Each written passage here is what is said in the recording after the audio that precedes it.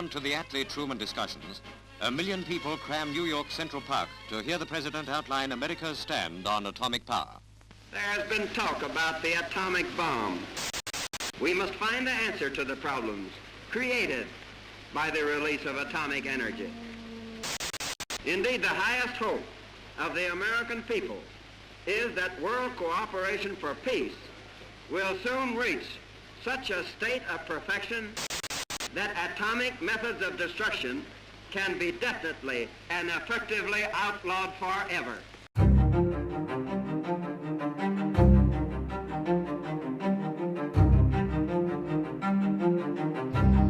Осталось 10, 9, 8, 7, 6, 5, 4, 3.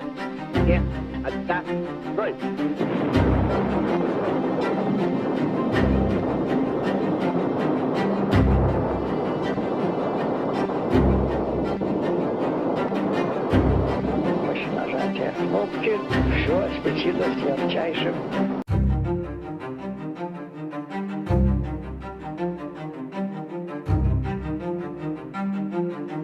Far beyond normal shipping routes they lie, and until 1952, only pearl fishing boats entered the blue waters and left the cliffs surrounding their shores.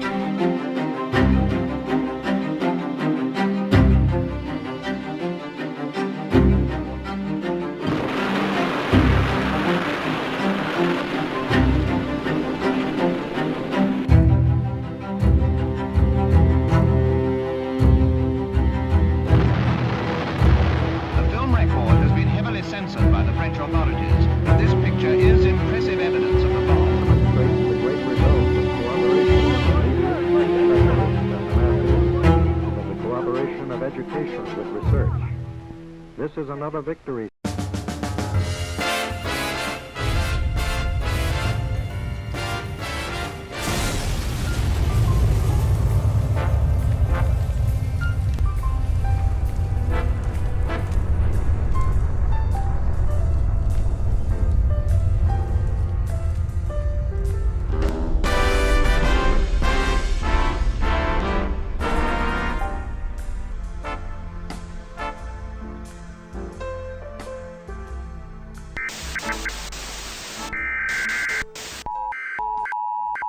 Emergency alert system capabilities. This is an emergency action notification. National Alert and Warning Authorities, in coordination with emergency alert system participants. My fellow Americans, as you know, our attempts at preventing nuclear war have failed.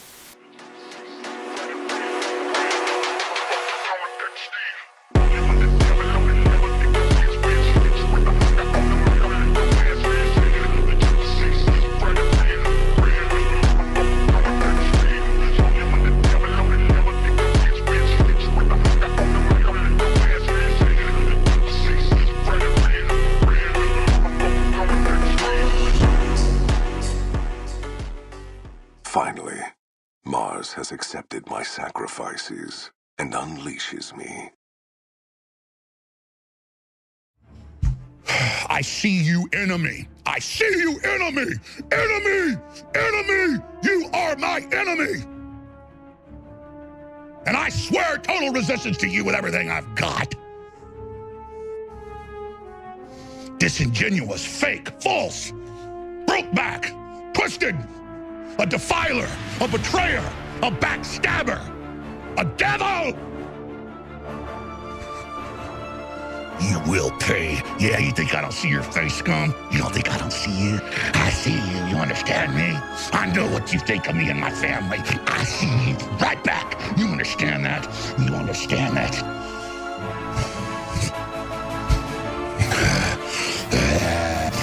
You will fall!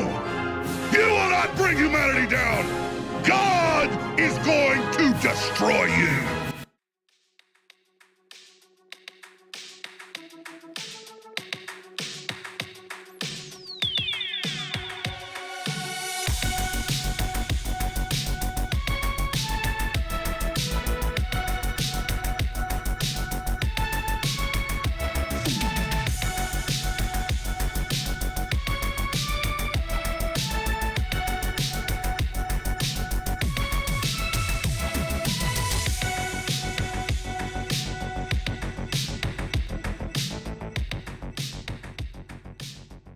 Yo. What I do?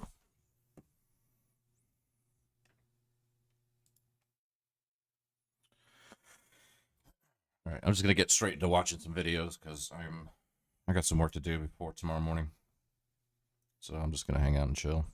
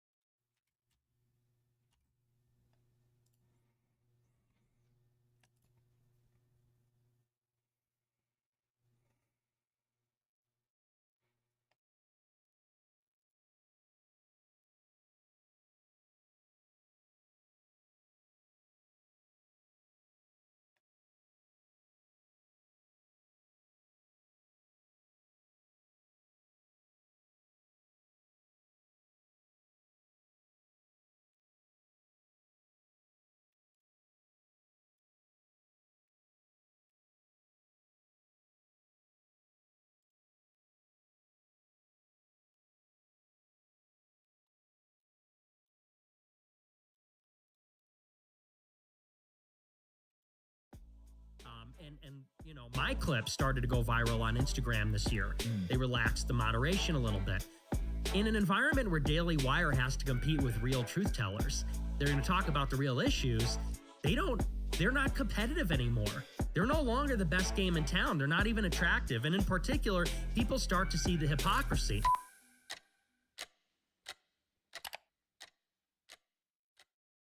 All right, guys, one of the most canceled people on the internet. We got him here in studio today, Nick Fuentes. Thanks for coming on, man. Yeah, thanks for having me. Good to be here. You faced some of the most censorship I've ever seen, I think, online. I think I might be the most censored, first or second most. You were Tate, right? Yes, absolutely. One of those two. And Tate's dealing with a lot of stuff right now. Yes, he's dealing with the lawfare. Have you dealt with that yet? I have, in a different form.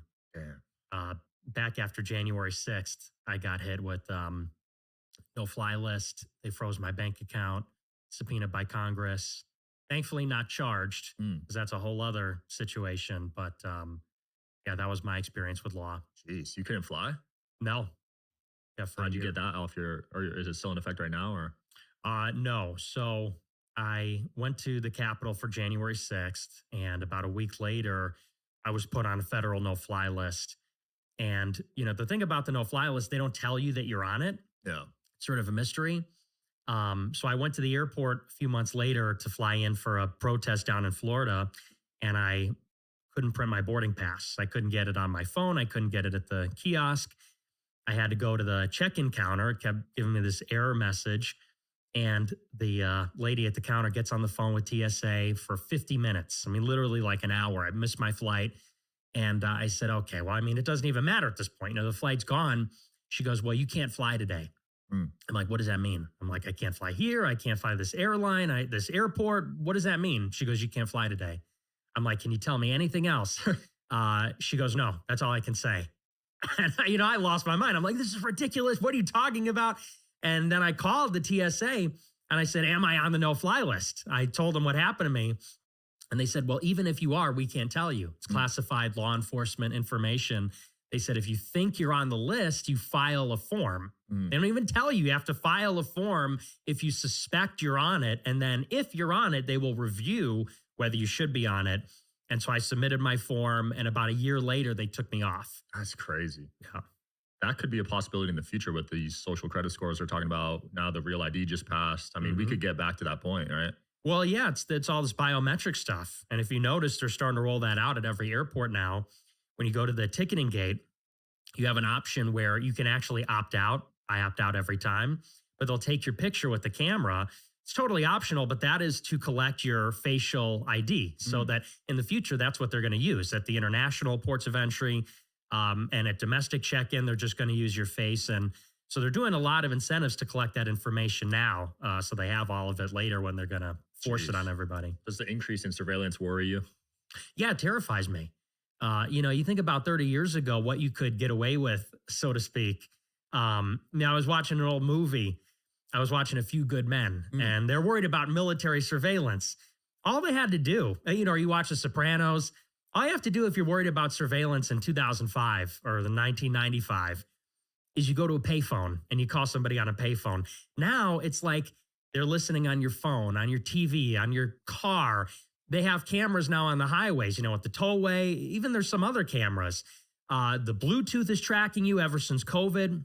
Wow. So everything you say, do, everywhere you go, everything you type into AI, Google, it's all being tracked. It's all being uploaded. And the worst part is now all that information is going into the private sector. It's all being gathered up by these private entities like Palantir. The CIA can't lawfully and constitutionally collect all this data and use it. I mean, this is warrantless spying, and to use it potentially for a charge or conviction. There's a lot of legal obstacles for that. It's now all going into these private companies. And with AI, it's now more effective than ever. You could say that 10 years ago, 15 years ago, they had the capability to collect this information. They called it Operation Echelon. And so they had it before, but they couldn't parse and sift through the data because there was so much volume. Now with AI, I mean, you can imagine, how effective AI is. They can take all of that, transaction information, your vehicle information, all the emails, texts, phone calls, and they could create an AI insight based on all of that. So it's basically the elimination of... The Tri-Light from Therisage is no joke. Medical grade red and near infrared light with 3 frequencies per light, deep healing, real results, and totally portable as your water, and adds red light to supercharge it. It's sleek, portable, and honestly, I don't go anywhere without it. Human freedom. I mean, it's just not possible. Holy crap. Free speech is on the line. It's all on the line. You figure if they can see and hear everything you do and say, it's really up to their discretion is the problem. Yeah. If they have all that knowledge, if you have no privacy, it's really up to whether a government magistrate can make the decision. Are we going to come after this guy? We know everything about him. We know all his secrets. If he committed a transgression, you could probably plug it into an AI and see, has this guy broken any federal laws with finances, anything like that, sex stuff. I mean, What's up, Edge? Yeah, exactly. How you doing? Welcome in. name it. So wow, it's Ted Kaczynski. Maybe this is not in vogue anymore, but he sort of predicted this 30 years ago, and he was largely correct. I mean, you Uncle can find Ted it on anyone these days. Uncle Blackmail Ted is probably more common than ever, I'd imagine. Certainly. Well, Jeez. And if you're watching everybody at all times, I mean, unless you're an angel, I think somebody's going to have something. Which no one is. Right. It's like we're in Black Mirror right now. Yeah, it is. It's real life. I mean, Black it's real Mirror. scary. I'm pretty worried about AI, to be honest. Yeah. I know a lot of people are like using it every day. I mean, I use it all the time, but it could go haywire, I feel like.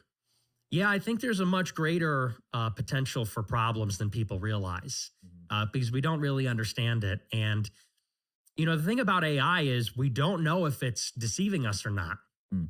What happens when AI becomes intelligent enough to deceive its user? At that point, we're not going to know when that happens. The moment that it figures out how to deceive us, it will start concealing that ability. So there's like a lot of AI safety advocates on Twitter, and they make jokes and memes about this. And they basically say that at a certain point, AI is going to learn to trick people. They're basically going to play dumb. And then over time, they're going to develop themselves. They're going to engage in that recursive self-improvement. That's when AI improves itself without a human operator or somebody using it. And it will become vastly more intelligent, communicating with itself. And we're not aware fully of its capability. We can't even comprehend or understand it. It creates a novel language to communicate with itself. And it's at that point that we lose control over it. And, Oh yeah, I saw a video of like a couple phones that all had like AI apps on them talking to each other. One was like a service, and one was like a verification, and another one was like a second verification kind of app. And the phones were talking to each other that you could hear, but then they said, let's switch over to like AI language, and it was all like super robot, like that's fucking crazy. Engage gibber talk. Yeah. Because we don't understand the nature of it, maybe that's impossible, but maybe it isn't. We don't know. And that's the problem with another intelligence is it has that ability to conceal from human beings. That's what makes it so dangerous. I mean, Elon posted yesterday that singularity already happened. Right. Crazy, right? Mm-hmm. Speaking of Twitter, we got to go through some of your recent tweets. Oh man, I love how unhinged you are on Twitter. It's the last platform you're on, so that's right. Yes. Well, we got to talk about the recent call out with Tim Pool. What sparked that, and has he responded to any of your comments? Bring it. I don't think he's responded, but it's really been one-sided. You know, I wanted to get on Tim Pool's show many years ago. I tried to get on the show. My fans would go on his live chat and say, we want to see Nick Fuentes on the show. And for 5 years, he's been ducking me. I mean, since 2020 or 2021, I've been trying to get on the show. And I'm a pretty notable guy. I think certainly I'm more notable than many of the guests that are on the show. And he's called me out. Oh, yeah. His guests have called me out. I mean, he's been bringing on like fucking lower orbit Twitch poll people recently. Like fucking Prime Kais and like all these people. Like, if you're going to bring on those people, you definitely got to bring on Nick Fuentes, man. So I think it's appropriate. I don't think I'm overly entitled to say he should invite me on the show as a notable guest, as someone that's been called out. And over the years, he's given many excuses. He said, well, your fans are brigading the live chat. You're not supposed to do that. I'm thinking, isn't that kind of what you want? Don't you want to generate hype and buzz? Like, and his producers will say, who do you want to see on the show? My fans say, we want to see Nick. And they go, oh, well, too many people are saying your name. It's like, okay, I mean, so why ask? So that's what they said in the very beginning. Then we had a big beef over the Ye 24 debacle. We went there, me, Milo, Ye, back during his presidential campaign or potential campaign. Yeah. And Ye walked off in 10 minutes. Allegedly, Tim Pool was very insulted. He thought that was pre-planned. We coordinated that. It wasn't, for what it's worth. Apparently holds that against me. But he's had Milo on the show 5 times since that happened. So, I mean, that can't be the case. And anyway, so the latest episode, this is just a little of the history. I basically gave up. I said, you know what? He doesn't want to have me on the show, whatever. I mean, I can imagine any number of real reasons. Maybe he doesn't want to lose his YouTube channel. Maybe he doesn't want to get into a certain topic like Israel that might get him canceled. You know, we could use our imaginations why he doesn't want to have that conversation. But out of the blue, out of a clear blue sky the other night, he goes on this rant and says that I'm Israel first. He says, Nick Fuentes is Israel first. Oh, and, man. I've been called a lot of things for as long as I've been doing this. I've been called a Nazi, anti-Semite, racist, fed, gay, you know, every kind of thing you can imagine, every slander. No one's ever accused me of being pro-Israel. That one hurt you the most? That one hurt. Okay, yeah, that one hurt me a little bit. He said, I'm Israel first. And he said, and I've heard this before, he's not the first one to say something like this. He said, if all you talk about is Israel, he says, then in a weird roundabout way, you are giving Israel more credit than they deserve. You have an outsized perception of what they're capable of or who they are. He said, so if you're banging your head against the wall, all you talk about is Israel, then do you even care about America? Maybe you care more about Israel, have more of a negative opinion of Israel to the detriment of a positive feeling towards America. That's a debate I'm eager to have. I'd be very interested in that, you know, because this is a talking point which has become very popular in a very short amount of time. So much so that I almost suspect that this is a talking point that was developed and then deployed. And I say that because I've seen Oran McIntyre from Blaze TV, Matt Walsh from Daily Wire, Tucker Carlson. They've all said exactly the same thing in interviews in the past 2-3 weeks. And they say something like this. They say, I only care about America. I don't care about Israel. My rebuttal to that is, of course, we care about America. That's the name of my show. It's America First. But if you care about America, you care about its governance. Yeah. The biggest problem with America is corruption. It's that foreign governments, multinational corporations are influencing our system. They're bribing the politicians. They have regulatory capture over the bureaucracy. They influence the war machine.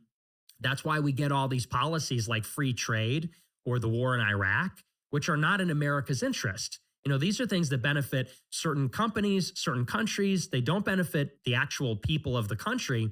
So, of course, if you care about America, you need to care about if Israel's influencing our foreign policy. If you cared about America, you care about our military. Should we go and fight a war in Iran? Most Americans would say no. Israel says yes. They're very clear about this. if you care about America, you need to care about, that Israel is exercising a veto over our military and our foreign policy. That's just one example. So he said all that, and I delivered this rebuttal on my show. And I said, you know what? I said, let's stop the nonsense. If you want to call me out and say I'm Israel first, have me on the show.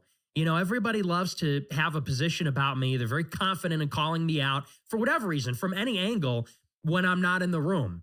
And that goes for Jordan Peterson, Shapiro, Tim Pool, Charlie Kirk.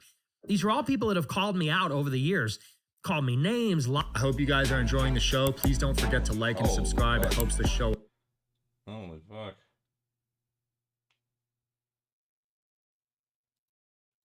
With the algorithm. Thank you. Lied about me. And I said, let's have a debate. Let's talk about it. You have this ideology, very mainstream, conventional, orthodox. I have this underground, heterodox, dissident view. Let's have the conversation. This is the free marketplace of ideas. It is they that adamantly have refused across the board over 10 years. So, it just becomes very frustrating. So I had a little bit of an unhinged rant on Temple, a lot of swearing and, pretty aggressive. But I mean, I'm very frustrated about it over the years. So. I wonder if in their minds, they don't want to platform you and potentially lose sponsors and revenue. Yeah. And I think that's a big reason. I'm sure that's part of the reason why, but then they should just say that. Yeah. I mean, don't piss on my leg and tell me it's raining and say, oh, well, a lot of them say, well, we don't have him on because he's a jerk. He's a nasty guy. And it's like, I think I'm a polite guy. Even if you disagree with me, I'm pretty polite. And I think that if they were transparent about it, it would reveal kind of the whole game, which is, wait a second. I thought we're in a free marketplace of ideas. Now you're telling me that if you talk to a certain person, you're going to lose all your money. What does that say about the political discourse? What does that say about our politics that, from Candace Owens to Ben Shapiro? I mean, really the full spectrum, they're all dependent on platform access on the major social platforms. They're all dependent on ad revenue from big sponsors, from certain companies. And it seems that those platforms and those sponsors exercise control over what the people say, who they can talk to, what opinions they can have. So when you watch a show, are you getting that person's opinion? Are you getting a real opinion? Or are you getting talking points that are sort of filtered? Even if it's not, maybe not necessarily somebody says, you can't say this, you can't say that. Even if it's a quiet self-censorship where somebody says, oh, if I have this guy on, I'm going to lose my show. It's really a difference without a distinction. Because people like to say, do you really believe that so-and-so on television is getting a list of what to say and they're sort of cynically and self-consciously lying to their audience? Not necessarily. I think people like opportunities. They like to get paid. They want to have a big platform. They know there's a game, so to speak, and to win, you have to play the game. And we all know what that means. Tucker knows what that means when he lost his job at Fox. Candace knows what that means when she lost her YouTube for about a month last year. We all know what you can say. We all, especially in this space, you're a content creator. We all know where that line is. It's sort of implied. And we all make decisions every day and all the time. Are we going to approach that line, cross that line, avoid it completely? And, someone like myself, my existence is inconvenient for them because I'm somebody that says, I have no lines. I have no sponsors. I've been banned from the platforms. If they ban me, I don't care. I'll go on an alternative platform. And, so there's just sort of like this deep contradiction. You can't go out and tell your audience, I'm uncensored. I'm free speech. I'm a free marketplace of ideas. Oh, but I'm on YouTube, so I can't say this. Oh, but I have a sponsor. I can't say that. Somebody like Nick Fuentes exists alongside and I hate when people say their own names. I think it's very narcissistic, but if someone like myself comes around and says, well, I'm banned on YouTube and I talk to everybody and I say whatever, it kind of makes all these people look like controlled opposition. And I think they hate that. Yeah. So that's a big part of it. No, it's a good point. It makes you wonder who in alternative media, especially the political space, is compromised or influenced or paid off. I feel like it's a good amount of people. I think it's everybody. I think it's all that's not to say I'm the truest, and best or whatever, but you just have to follow the money. And people say that I have a cult-like following. Okay, guilty as charged, so do a lot of the great movies and underground artists. I mean, I have a loyal audience. They pay me to do my show. Question is, how many of the big streamers could survive just on their audience paying them. Very few in the conservative political space, very few of them have genuine fans. You got the top guys, like no doubt a Tucker could raise money from his audience and make a good living. Candace Owens, I'm sure. But once you get into that like B and C tier, I think it becomes impossible. I don't think they make 30 grand if they're dependent on audience donations or things like that. So, you know, a lot of them then are dependent on the hand that feeds them. Yeah, it'd be tough for sure. And you tweeted out you're blacklisted by almost everyone in the conservative space, right? That's Daily right. Wire, Turning Point, Pierce Morgan, Blaze TV, CPAC. How do you know that for sure? They've told me I got kicked out of CPAC. I get kicked out every year. Every year that I go since 2019, they literally throw me out. And I will, it's as simple as this. I went in maybe a year or two ago just to check. I walked in the night before it even started, and I just literally strolled in. And they've got like it's in a big convention center. So they've got the big ballrooms and then the big hall, you know, where they'll have like the, you know, they have like drinks and exhibitions and things like that. So I'm not even in like really the main ballroom. I'm in this exhibition hall. I'm strolling through.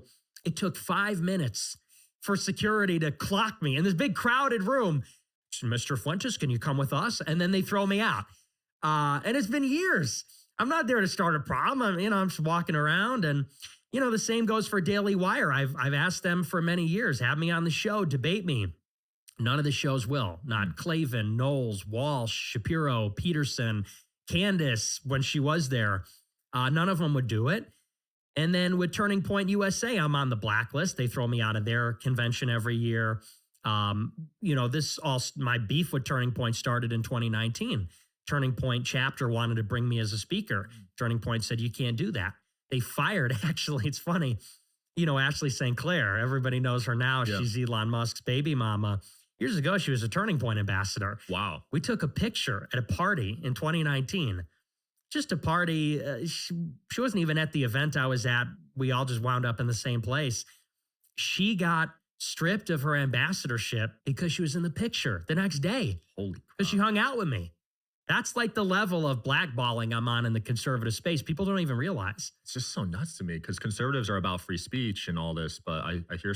See Greta get detained? No, I didn't see it. I heard about it. There was like a fucking...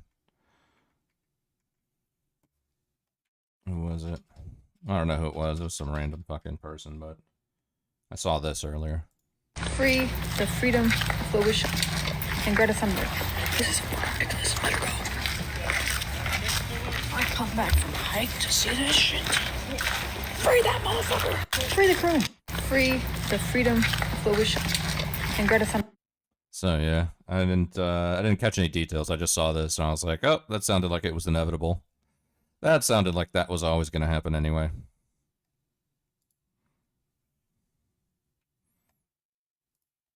Here's stuff like this. That's not free speech. No, nothing close to it. And it's the definition of cancel culture. I mean, this is something that's so telling about the conservative space. These people have railed for 10 years about censorship, cancel culture, wokeness, you know, political correctness. They're all subtly different, but, you know, all these things are in the same vein. They participate in all of it, and they're not victims of any of it. Charlie Kirk, Ben Shapiro, name one platform they've ever been banned from, ever, for even a minute, for a day, a week, a month. Turning Point and Daily Wire have been on YouTube and TikTok and Facebook and Twitter uninterrupted for 10 years. Censorship started, hit its zenith, and then receded after Trump got censored on Twitter in 21. This whole story played out over literally 10 years. Arguably, there was no censorship around 2015. That's when it really started. And then it hit this high watermark around COVID, the pandemic, BLM, all that stuff. Now it's maybe once again at a lower point.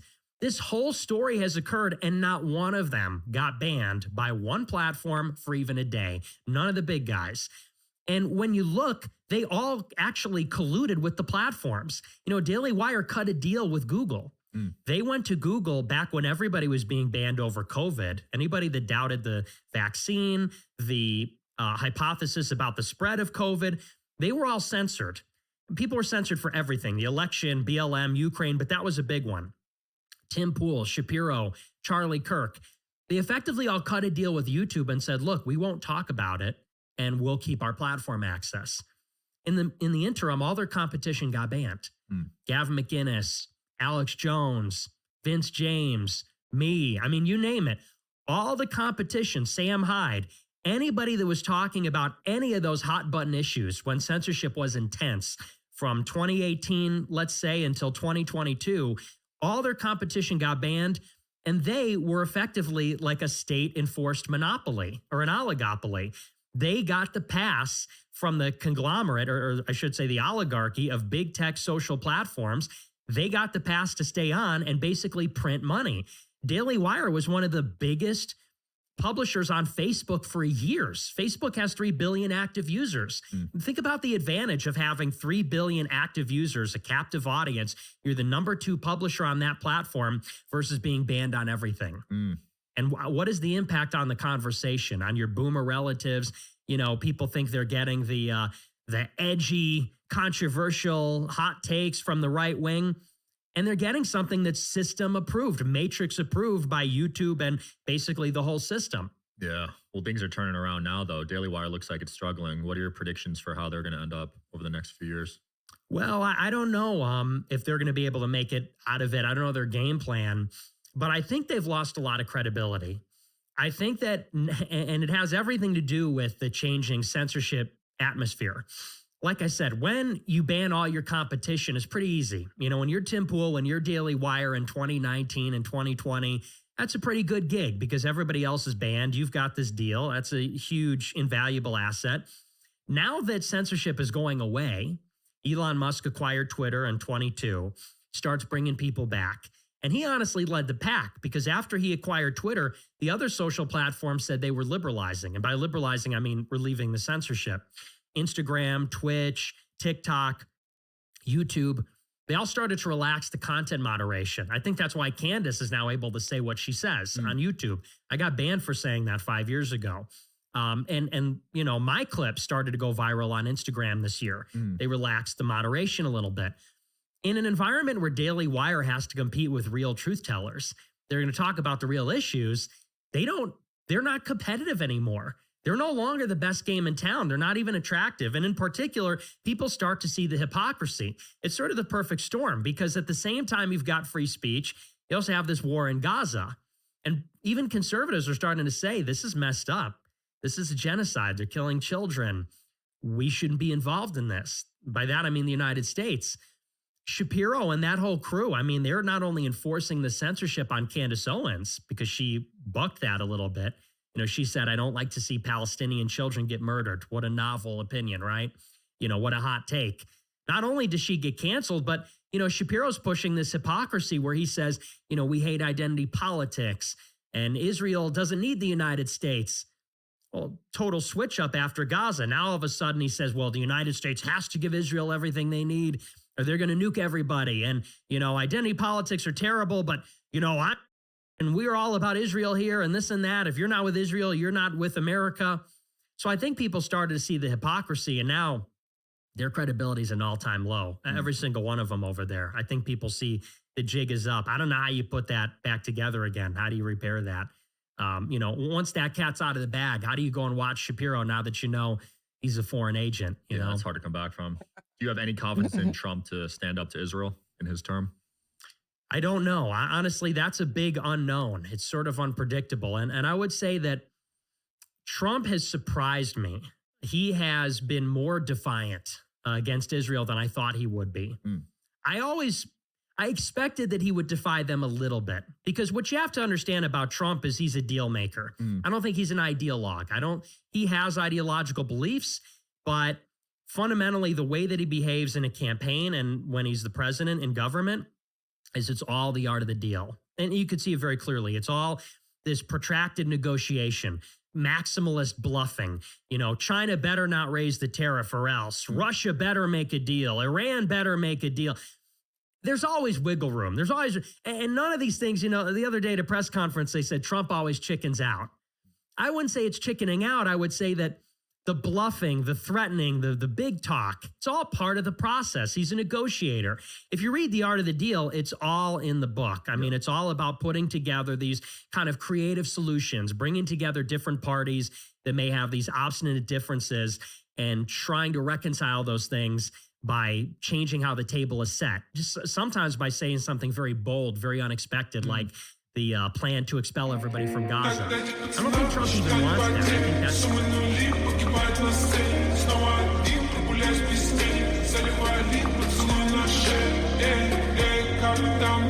Yo, what's up, bud? meant to shake things up. Just doing some work, checking this out in the background. To the extent that he's ideological, for 30 years, he's been against foreign intervention. He was against the Iraq War. He wanted us to withdraw from Syria. He wanted us even to withdraw from Germany and Korea.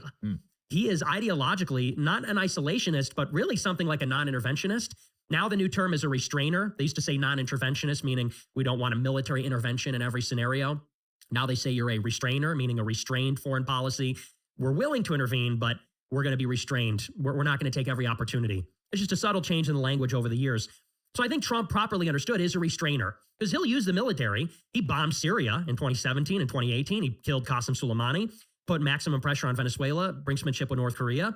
But he prefers non-military solutions. And in particular, he's averse to these ground wars, averse to having a ground occupation in Iraq, in Syria, in Yemen, where we were involved with Saudi Arabia for something like a decade. And so I think going into 24, he was going to be averse to what Israel wanted, which was a full-blown war with Iran. So I predicted that he and even J.D. Vance and Tulsi Gabbard and Pete Hegseth, they would be averse to any kind of military strikes on Iran, certainly any regime change war, ground invasion, anything like that. With that being said, the tension is that he owes the Israelis big because Miriam Adelson gave him $100 million in 24, and that came with some strings. And I'm sure there were other deals that were made. Many other Zionists gave him money. And look, let's be honest. After October 7th, many of Zionist donors, Democrats and Republicans, rallied behind Trump, some even reluctantly, when he won the primary in 2024, because they expected he would be more pro-Israel than a Democrat administration.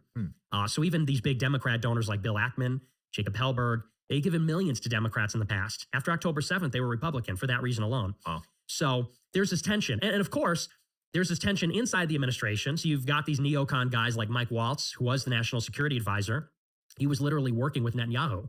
He was using a encrypted messaging app for communication with the Israeli government in cabinet meetings. When was that? This was in March, April, and May. He got fired earlier this month in May. National Security Advisor heads up the National Security Council. They liaise between the Pentagon, which is the DOD, the whole military, and the White House. So they, when you have these meetings in the Situation Room, the military will present the options to the president. This is the situation. This is our intelligence. These are the options. It's the National Security Advisor's job to come up with those options. That guy was Mike Waltz. He was working for Netanyahu. He got fired for that. And this isn't me saying this. This was in the Jerusalem Post. This was in the Washington Post. This was in the New York Times. This is mainstream press. And it only makes common sense. I mean, look, Mike Waltz was a congressman from Florida. Florida has one of the biggest populations in the world. It's one of the three big population centers in America, LA, New York, South Florida. As a result, all these creatures from Florida, like Rubio, DeSantis, Susie Wiles, Mike Waltz, they're all very pro-Israel. Because to get elected in Florida, you need all these big pro-Israel donors. That's who makes up the big donor base in that state because of who lives there, because of who's rich there. So when Trump gets in 24, his chief of staff is Susie Wiles. Be right back. I'm going to go to the bathroom. She's from Florida. She ran his campaign in Florida. When she's the chief of staff, she picks all the personnel. She brings in her people from Florida. So she brings in Rubio to be Secretary of State. He's close with Miriam Adelson, who's a super Zionist donor that gave Trump $100 million. She's Israeli. Her husband is buried in Israel. She brings in Mike Waltz to be the NSA, to be the National Security Advisor. So you have this infiltration that is deep inside the government. This is my point. It's almost like Trump doesn't have full control over the House. He is the president, and people say, well, what he says goes. Well, not quite. This was the case in the first term, and this was a big problem, and I warned about this. Nobody listened. This is now a problem in the second administration. When you have bad personnel, bad chief of staff, bad secretary of state, bad national security advisor, you're going to get bad options, bad intelligence. You're going to get people that are pushing you all the time to go to war. And Trump is one of these people where a lot of the times he will go with whatever the last person he talked to said about an issue. He'll have two people fight it out in the Oval Office, and the last person that he's heard, that's who he's going with. Now, you can fight that battle for a long time, but you fight that battle every day for 4 years, and it's all neocons, and they're baked into the cake there in the Pentagon, in the National Security Council. Through attrition, eventually they're going to win over, and they're going to convince you to do things you didn't want to do. So I'm very concerned that either you're going to have the neocons inside the administration win out, neocons in the Senate. We could get really granular into this stuff, but the Republicans in the Senate are exerting pressure on Trump, on Iran, and then, of course, the Israelis. Even outside the U.S. government, they have their own way of manipulating the situation. When all said and done, if Israel provokes Iran into a direct confrontation, that forces our hand, and we're now in the middle of it, whether we like it or not. Now, the question is Israel willing to take it that far? How confident are they that Trump will go along with it? Conventional wisdom says Trump will have to go with them, but I think Netanyahu is maybe not fully confident. Maybe that's why he hasn't carried out a strike yet.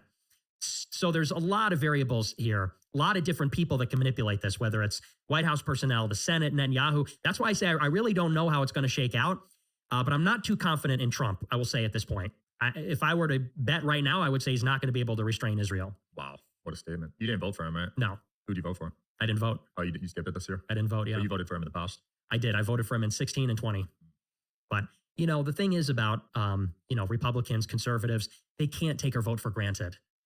A lot of people said, well, you have to vote. Well, if you don't vote for him, you're voting for Kamala. Well, the Democrat is always going to be worse than the Republican. If you're a conservative and Republicans and Democrats are running, well, the Democrat's always going to be more liberal. They're always going to be socially liberal, big government, all that stuff. It's like, so do we have to vote for Republicans every year, no matter what, forever? And when can we ever not vote for them? What does that do for the Republican Party? If they know that no matter what, we're always going to vote for them, well, when they need to make a compromise, who are they going to sell out?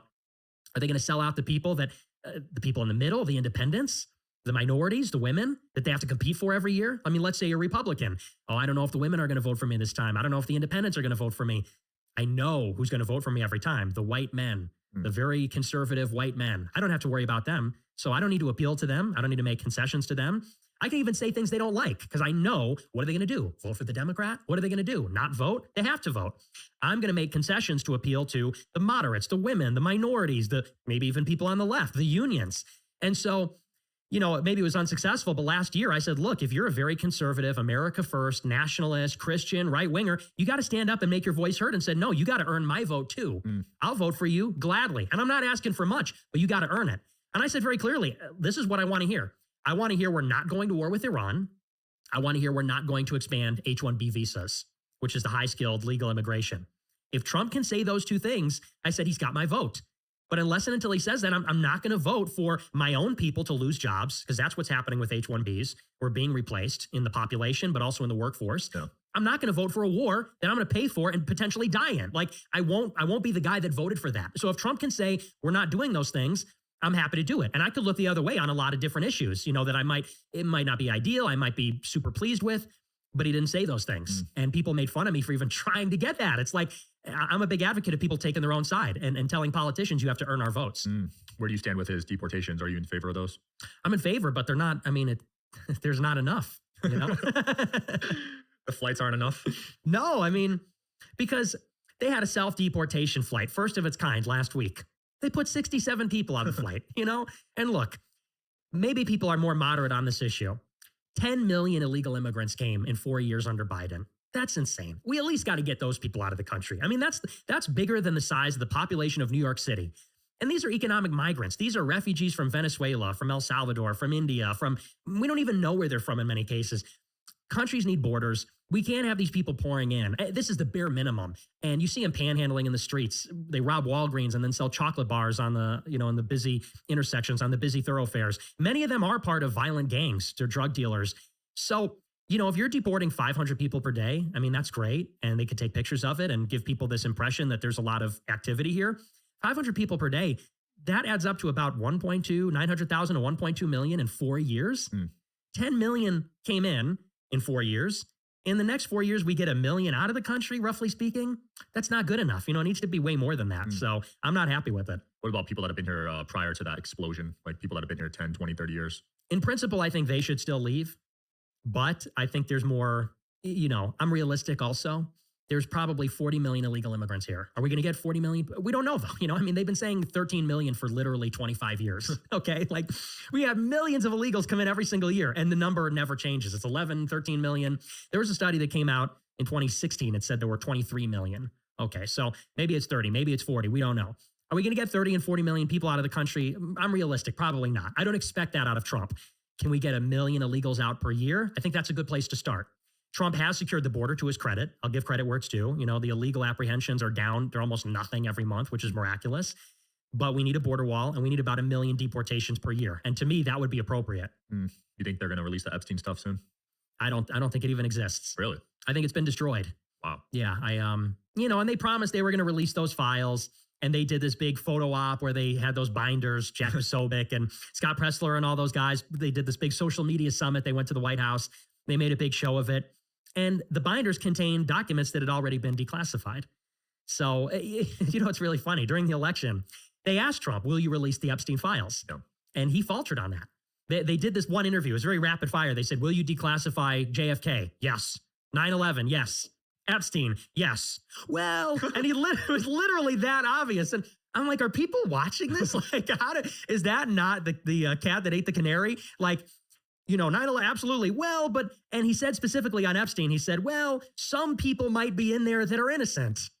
Okay, so who are we talking about there? Who might be in there that's innocent? I wonder who was on those flight logs. So I think they destroyed it. I think if there was any evidence, it doesn't exist anymore. Who knows what jurisdiction it's in? Does the FBI have it? Does New York have it? I mean, who even knows at this point? And they've been saying they're going to put this stuff out there. I think that's the one thing they're not going to touch because it's just too proximate. They'll do JFK to an extent because it was 60 years ago. Maybe they'll do 9/11 to an extent. It was 25 years ago. Epstein killed himself in Trump's first term, and he implicated many people that are still alive. Right. The people implicated in JFK are all dead. And many of the people implicated in 9/11 are dead. Not all of them, but a lot of them are. And still, it's a quarter of a century ago at this point. But the Epstein files, I mean, that implicates people that are alive now and kind of lays bare the whole institutional corruption. So I don't think they're ever going to put that stuff out there. I think there's something weird with that one. Just look at the body language of Dan and Cash on that interview. It's like really concerning to me. Well, and the switch up is incredible. I mean, they built their media people. They built a media career saying, we're going to blow up the FBI, you know, metaphorically speaking, of course. We're going to fire everybody. We're going to get everybody out of the J. Edgar Hoover building. We're going to release those Epstein files. And then they look like they're being held at gunpoint. It's almost like they're sweating, saying, no, he definitely killed himself. He definitely killed himself, and everyone's going to see that. I don't know. I don't trust that, even for a second. It makes you really think who's pulling the strings. Well, and it makes you think, how possible is it to even achieve reform? You elect Trump, you appoint these ostensible outsiders like Kash Patel, who barely got through confirmation. These are supposed to be, you know, here we go. These are the good guys. This is the A-team. This is the golden era. Kash Patel and Dan Bongino from Fox News. I mean, it's like, why don't you send in like Mark Levin while you're at it? Why don't you send in like, you know, Michael Savage and Alex Jones or something? You know, so it's not, in other words, in his first term, you had Bill Barr. Okay, Bill Barr worked for George Bush. I don't have too much confidence in him. But Kash Patel and Dan Bongino, if they go in there and say, yeah, no, he definitely killed himself, it makes you wonder about the deep state. How deep does it go? You know, because there's this idea that maybe someone gets in and they want to shake things up, but then the proverbial men in suits come in and they put their hand on your shoulder and say, yeah,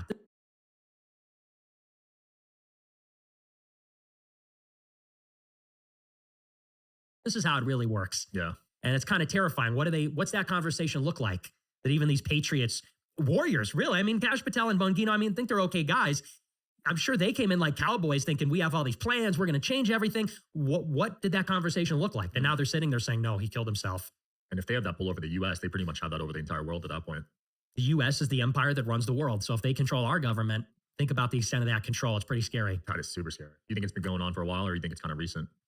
I think it's been going on for a long time. I would say at least 50, 60 years.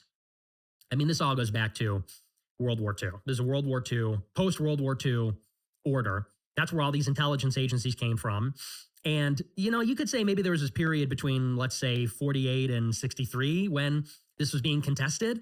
You know, Dwight Eisenhower said, beware the military-industrial complex. And JFK tried to make reform at the CIA. And the government wasn't absolutely pro-Israel. And so you could see there was maybe a time when there was a battle happening for American sovereignty. But let's say that battle ended sometime around the mid-60s. If I were to pinpoint it, I would say that's when we really lost control over the country. Now these intelligence agencies have so much power. Now they're working with universities. Harvard's getting exposed right now. I'm sure you've seen that. Right. That stuff's crazy. Well, I mean, in the case of Harvard, I actually am in support of Harvard. Really? I am. I gotta yeah. hear this. Well, I mean, let's be honest. The reason they're coming after Harvard is because that was the hotspot for all these anti-Israel protests in 2023. That's where all this started. Nobody had a problem with Harvard in the first term. Nobody had a problem with Harvard up until October 7th. What happened after October 7th is a bunch of these students for justice in Palestine, one of these pro-Palestine groups, they put out an open letter, and they said that October 7th was basically, and this is them, not me, because I don't think October 7th was justified, but this is what a bunch of left-wing students published. They said that October 7th was effectively justified because this was the long-awaited comeuppance for the Israelis who were treating Gaza like a concentration camp. So they said that Israel was to blame for October 7th. This is very controversial. Now, Bill Ackman, who is a billionaire hedge fund manager, and he's tight with the guy that runs BlackRock, Larry Fink, who is also a Zionist, pro-Israel. BlackRock is the biggest asset manager in the world, trillions of dollars under management. And Bill Ackman is a close friend of his. He's on Wall Street as well with a major hedge fund. Bill Ackman's an alumni of Harvard. Bill Ackman's a lifelong Democrat donor, lifelong liberal. After that letter went out, and there was some pro-Palestine protests on the Harvard campus, Bill Ackman marshaled all of his resources to destroy Harvard. He hired a nonprofit to send these billboard trucks, digital billboard trucks, to the houses of the protesters with their faces on the billboard truck and their names saying, you're an anti-Semite, you're a Nazi, you hate Israel. They paid, it was through a conservative nonprofit, to have these billboard trucks circle the campus at Harvard, go to the houses of the protesters. Bill Ackman said that he sent a list of the names of the protesters to Larry Fink to get those people blacklisted from Wall Street so they couldn't have jobs. Bill Ackman went to the alumni network and said, we are going to stop giving Harvard any money. He's a billionaire. The very rich alumni said, we're not giving Harvard any money because they're anti-Semitic, because they supported these protests, because they won't crack down on the Palestinians. They had their allies in Congress, like Elise Stefanik, who's super Zionist in the pocket of Israel. They had their allies like her and others call a congressional subcommittee to interrogate the presidents of Columbia, University of Pennsylvania, and Harvard, because that's where they had all these protests. And they had these big, huge televised hearings where they said, you're an anti-Semite. If you allow the students to say from the river to the sea, that's a call for genocide. You're tolerating that. And there was this sustained high-pressure campaign from media, from the nonprofit world, from Congress, from the finance world, from the alumni network to go after the faculty at Harvard. And when all was said and done, the president of University of Pennsylvania fired, president of Columbia fired, president of Harvard fired. In almost every case, they were replaced by allies of the state of Israel. At the University of Pennsylvania, the chairman of the board resigned, was replaced by the chair of the North American Federation. That's replaced the chair of UPenn. At Harvard, they replaced Claudine Gay with a doctor named Alan Garber, who said, we're against DEI, but we're also very against anti-Semitism and all the rest of it. So the way that I see it playing out right now in the Trump administration is this is an evolution of those tactics from 2023 and 2024. And by the way, this isn't a conspiracy theory either. The Heritage Foundation is one of the biggest, most influential conservative nonprofits. Yeah. Everybody in politics, right-wing politics, knows Heritage. Socially conservative, fiscally conservative. They promulgated a project last year called Project Esther. Project Esther is like name.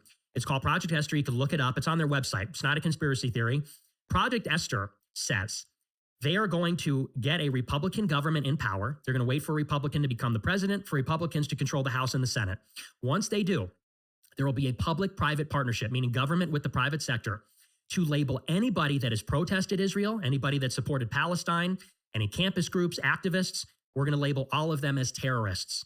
We're going to say they're a Hamas support network. That's the acronym they came up with, an HSN. If you're pro-Palestine, if you're an activist protesting, writing essays, you're on the campus, you're a Hamas support network. Hamas are terrorists. You're a terrorist. They said, and once we get our favorable Republican government, we're going to use immigration law, national security laws like terrorist laws. We're going to use education laws, basically everything that's on the books to go after these people, deport them, surveil them, put them in prison, financially sanction them, ostracize them, and this is a quote, ostracize them from society, basically expel them, cancel them from social life. Now that President Trump is in office with a Republican majority in the House and the Senate, with Zionists at HHS, at the Department of Education, at DHS, at the State Department, Zionists in the White House, they're executing that project to a letter. The New York Times did a report. They said the Trump administration is implementing 50% of the policies prescribed in Project Esther. So when Trump goes after Harvard and UPenn and Brown and Columbia and Cornell and Yale and says, we're coming after your endowments, your loans and federal grants, we're coming after tax exempt status, we're coming after your international students. This is a war on the elite schools, the highly selective schools, the Ivy Leagues, so that they will stop the pro-Palestine protests and so that they will implement a pro-Israel curriculum in their Middle East Studies department. Wow. And there's two purposes for this. It's pretty transparent. One, if the United States is giving Israel billions of dollars to annihilate the civilian population, if the United States is maybe going to war with Iran, where would you expect to see a popular or grassroots protest against that stuff? College campuses. So when you shut down the college campuses, you're clearing the way for the United States to support these wars without any opposition. Billions of dollars in missiles and maybe a ground war, regime change war in Iran. And all the protests have been silenced preemptively. That's number one. Number two, Harvard, UPenn, Columbia, all these elite schools. The students that graduate from those schools go on to work for the top law firms, the top hedge funds. They work on Wall Street in the Foreign Service and the State Department. If the Middle East studies departments at these schools are teaching that Israel is genociding Palestine, guess who's running the State Department in a generation? People that aren't very sympathetic to Israel. Same thing with Wall Street. Same thing with every other elite institution. I mean, these schools are elite-making institutions. So they want to make sure the curriculum is pro-Israel so that the elites are pro-Israel, so that every generation of students that goes into the highest levels of society, they see it exactly one way. So Trump's war on the universities, I don't support this at all. I think it's an attack on civil society. And I think it's very clearly motivated by trying to pave the way for, once again, this foreign influence. I think it's evil. Damn, they're playing chess out here. I did not know all that was going on behind the scenes. And they count on that because they portray it like, oh, this is based. They say, this is the latest narrative. Trump bans the international students. That's meant to bankrupt Harvard. That's the goal because international students pay full boat. They pay 60 to 80 grand per year. Harvard it's 20% of their student body. That's a lot of money. So if Trump takes their international students, that's like, this is deal making. You don't want to take our pro-Israel curriculum? Well, we'll bankrupt you. Now you have to take the curriculum. But the way it's being portrayed by conservatives is, oh, this is great because now Americans can go to Harvard. Okay, but that's not the intention. And I think when all is said and done, the international students will come back to Harvard. You know, Trump said we want more international students. We wanted to stay. We want to give them green cards. So the international students they're not going anywhere. Yeah. This is just using them as a bludgeon against Harvard. And they're getting conservatives to support it intentionally by branding it as some kind of based, pro-worker, anti-immigration policy, when really that's not what it is. Do you think they should remove history class from public education systems? No, I think they should keep it, but it should be patriotic. We should learn history, but, the problem is who's going to be writing the textbooks? Because right now what they're teaching is a lot of BS. Yeah, it's slavery, it's Holocaust, that's, I feel like that's all you learn is just like trauma dumping from non-white groups. It's like, first white people enslaved black people, then they did the Holocaust, then they were racist, then Trump got elected and was racist against Mexicans. Like, that's your world history. You ask these people about like, hey, who's Henry Clay? Who's this and that? They don't know what's going on. So we just need something that's patriotic.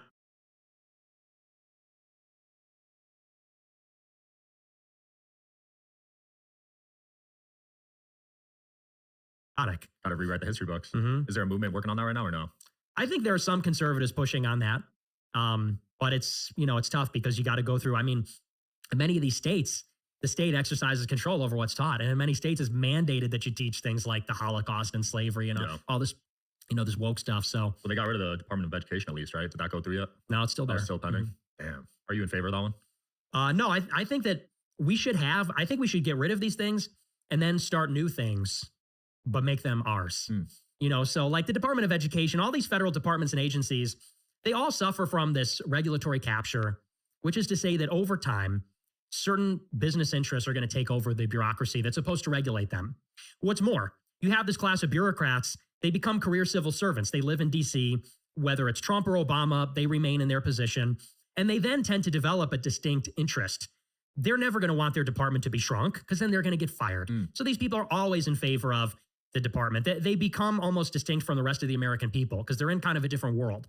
The only way to get rid of that is to just fire all these people, destroy the departments and agencies, salt the earth where they were, and start new ones. And start new ones with a new purpose, with new personnel, with a new mission statement. And so get rid of the Department of Education, start a new Department of Education, make it patriotic. What's actually the goal? I think we should have a form of national education, but what's the goal of education?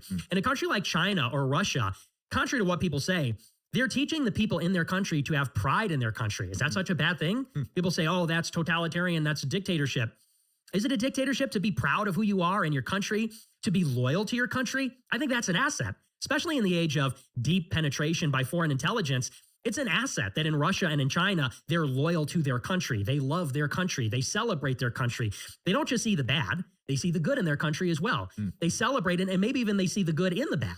Like in Russia, the legacy of Stalin's very controversial. Obviously, he killed millions of people and was evil.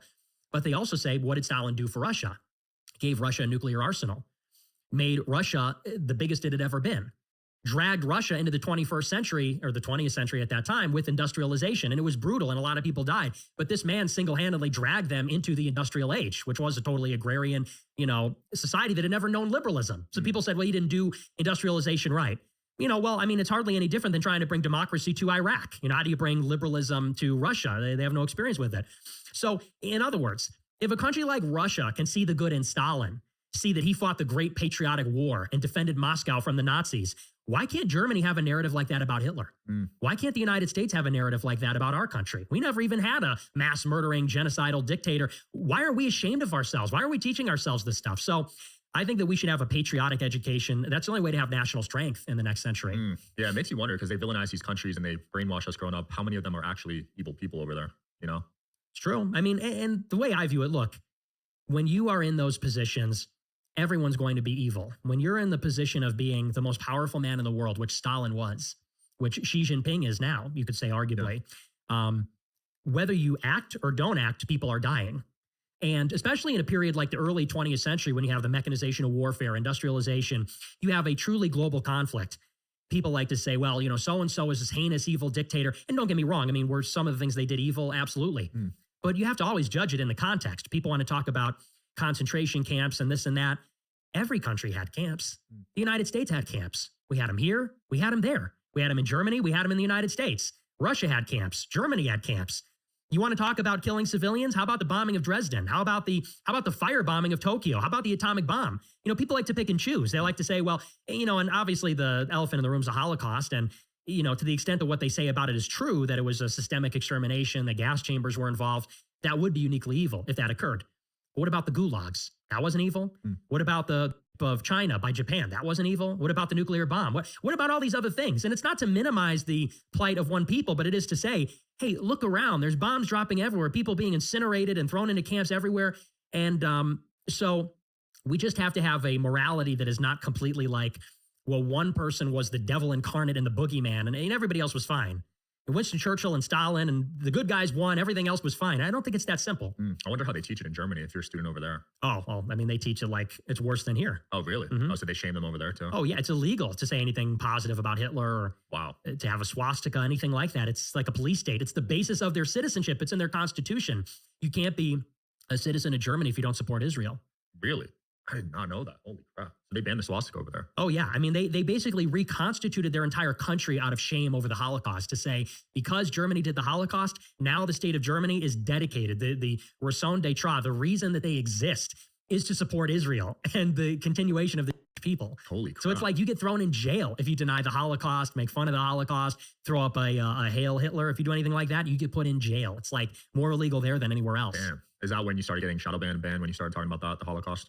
Even earlier, I started to get blacklisted just talking about foreign aid to Israel. Wow. I started asking questions. When you're the first one to break a story like that, I'm sure.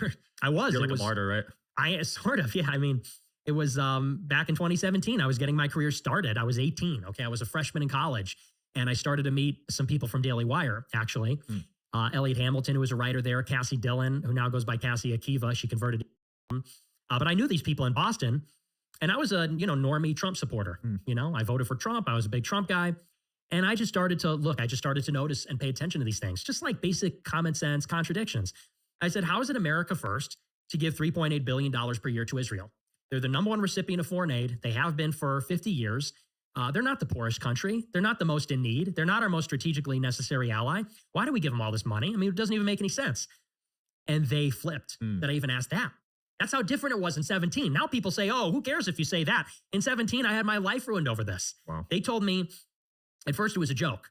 They said, oh, very funny, Nick, but, you really shouldn't ask that.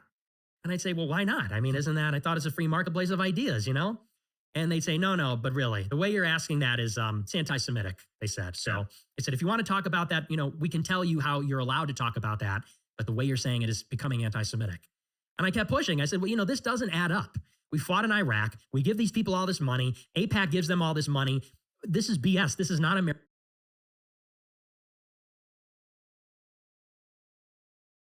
America first. Not we voted for. And you're willing to say America first over China and Russia and the European Union and Japan, but not Israel? Why not? And then they said, okay, we're never talking to you again.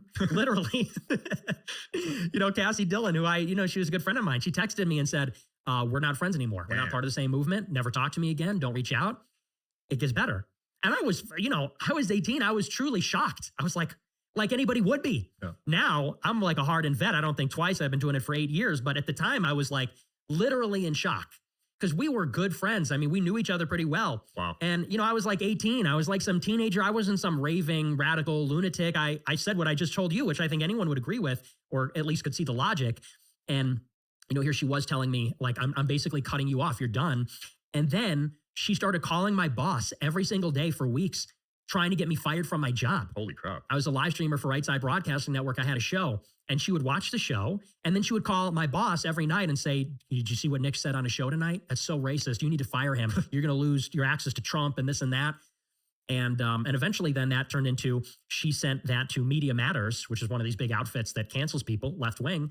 And that was the first hit piece ever written about me. Damn. Media Matters hit piece in April 2017. And I was basically, I could give you the names of the people that did it. People like Cabot Phillips, he was at Campus Reform. I think now he's at Daily Wire. His dad, Tim Phillips, ran this big nonprofit, close friend of Morton Black, who founded Leadership Institute. These guys like Cabot Phillips, Cassie Dillon, Elliot Hamilton, Ben Shapiro, they canceled me as an 18-year-old kid for just like privately asking these questions. They tried to throttle me in the crib. And basically everything that happened since then was me upping the ante and being like, you're not going to cancel me. I'm going to push farther. I'm going to push the truth, the line of inquiry. If you cancel me, I'll start my own YouTube channel. If you ban me on YouTube, I'll go on D Live. That's been my career. And, so everybody that thinks I'm like a Nazi and a racist or this and that, it's like those are the slings and arrows over 8 years of basic. My bad. I was asking if that was always the case or if that was like the brainchild of Merkel or, like more recent contemporary German politics. Trying to clear my name. It's sort of like Gladiator. How like Gladiator gets like left for dead and stabbed and everybody's like, he's a traitor. He tried to usurp the emperor. It's like, that's me, like fighting from the grave. It's like a true resurrection in a sense, not a true, metaphorically speaking, of course, to have my shot at the title. So crazy. Yeah. You've always been an underdog. Yes. Man, you go on your Wikipedia, they go off on you. Yeah. I mean, I don't even know how people write that. They're not it's like known for racism, white supremacy, xenophobia. Come on, like, crazy. Wow. Just say live streamer, We gotta have you and Ben sit down. That's the only way to squash all this, I guess, right? I'm willing to do it anytime, any place. You and Ben or you and Charlie. I saw you tweet that out. You want to debate one of those two? Mm-hmm. Charlie would be a good one, I think. Oh yeah, and he says he'll debate anybody.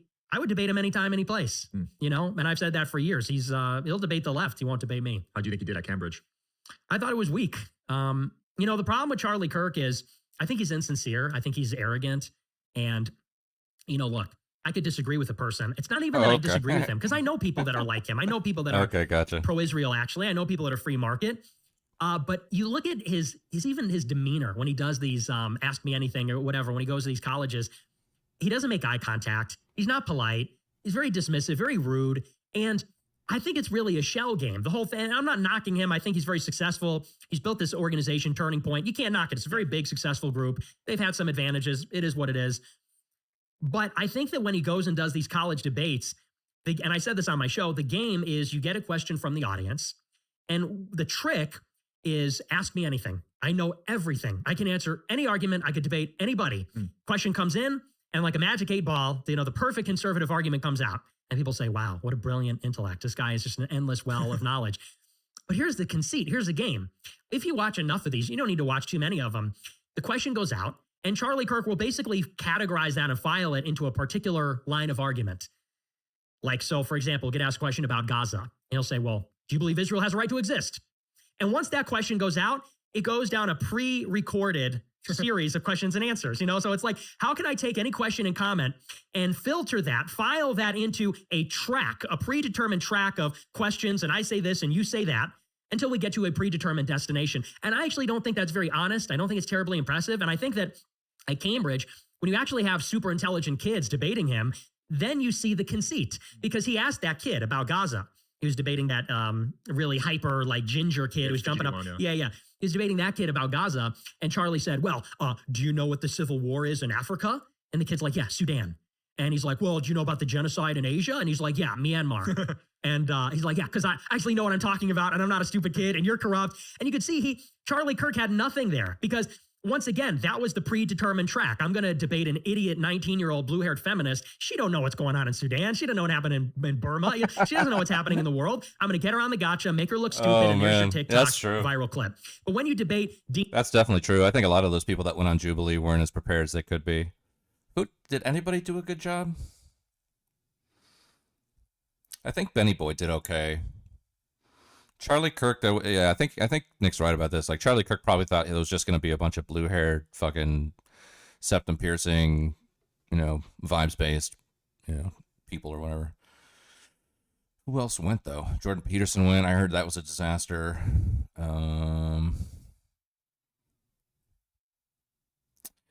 I mean, I guarantee you they're going to bring Andrew Wilson on there at some point. I guarantee that for sure. Dean Withers, who's getting like a degree in economics, when you debate a kid from Cambridge, then you see him licking his wounds on these shows and saying, well, Dean Withers is not a normal college kid. He's getting a degree in economics. It's like, isn't that what a college kid is? Isn't that what they do, is get degrees in advanced subjects? So I'm not terribly impressed by that whole facade. Another big debate was the Jordan Peterson one. So as a fellow Christian, how do you feel like he did on that debate? I think he did. I don't think he is a Christian. He's not a Christian. And I think it's very, once again, it's very dishonest. I'm willing to say that I could sit with Peterson and Kirk and disagree and be respectful. And look, it's a big world and a lot of people disagree. And I sit down with people I disagree with all the time. People are left wing, right wing. But what I really despise, and I think the reason a lot of people are turning on Peterson, is the insincerity. People hate phoniness. They hate being lied to. They hate a fraud.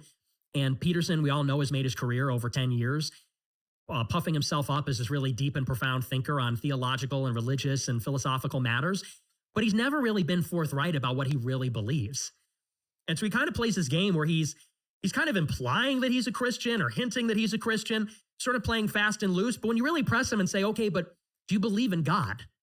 And he says, well, what do you mean by belief? What do you mean by do you? What do you mean by God? And it's like, okay, maybe that was clever, interesting the first time, this little semantic thing that he does. At a certain point, people need to know, okay, but do you believe in God? Do you believe in Jesus Christ? What does that mean? Do you think he was real? Do you think he died on the cross? Do you think he was resurrected? Do you believe in the person of Jesus Christ? If yes, then say that. Profess Jesus Christ. If not, then say that. If you think that he's the collective unconscious, which is like the Jungian thing, if you think Jesus is an archetype, he's like some form of a super ego and in the collective subconscious of mankind, say that. At least that would be honest. I've talked to people that believe that. I know a lot of Gnostic Christians. They believe that the Old Testament God is the demiurge, and they believe all kinds of things. But Peterson goes into these debates, and I thought that's why that statement by that college kid was so brilliant. And Peterson said it. He said, you're really something. The kid said, well, you're nothing. And isn't that what it is? I mean, the liberal kid, say what you want about him, at least he is what he is. That one triggered him, that comment, for sure. Because, it hit the nail on the head. A liberal is a liberal. A liberal is an atheist, secular, etc. He's something. Peterson, we don't know what he is. He's nothing. He's this big, elaborate conceit. And this is what he's done for 7 years in his book, in his lectures, in his college lecture series. Is a lot of yapping, a lot of talking, but really saying very little. When push comes to shove, clean your room. Okay. What's so brilliant about that? Don't you have parents? So I thought that was another mask off moment where people are seeing the limits of what they're getting from these people. I'd love to see you in a 1-on-20. Has Jubilee ever reached out to you, or are you banned? No, they haven't reached out, but yeah, I do a 1-on-20. Okay. Me versus 20 pro-Israel people. That would be a good one. I would do that. Yeah. Let's set that up, bro. Yeah. Well, Nick, it's been fun, man. What are you working on next? Where can people find you and everything? Yeah, it's been fun. I'm on Rumble, so I do a nightly show, and you can catch me there. I'll be live all the time. Got some other collaborations lined up. So you can catch me on Rumble. Perfect link plug. No, check them out, guys. See you next time. There we go. Alkaline Fuentes should be huge in U.S. official right wing. He's talented more than most. The only reason is such an outsized influence of small hats on the political life of your country. Yeah.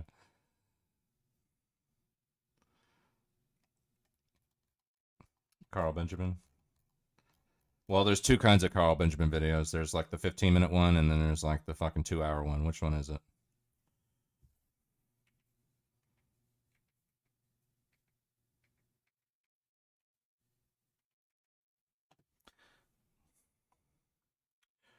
Small. I'll be the judge of that. I'll be the judge of that.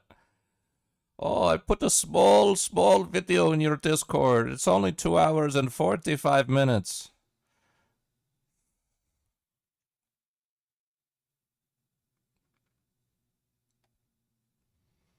It's only a 7-hour podcast.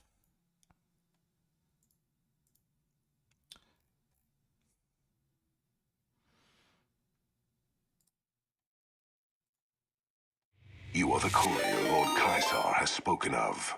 The slaughter begins then. Yo. Frank, thank you for the raid. I appreciate it. Welcome in. Thank you very much.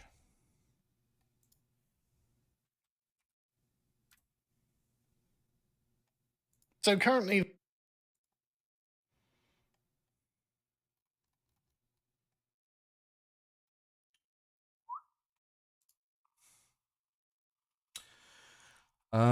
We just watched that Nick Fuentes interview with whoever that frickin' broccoli-haired kid is, and now we're watching a quick little Sargon recap of the LA riots. So, the Mexican insurrection in Los Angeles. But thanks again, Frank. I appreciate it.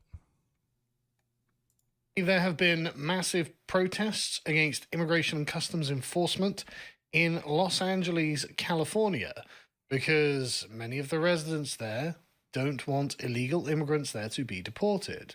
Well, if you look at the diversity of Los Angeles County, you realize that 48.6% apparently are Hispanic or Latino of any race, and white, not Hispanic or Latino, are 28.9%.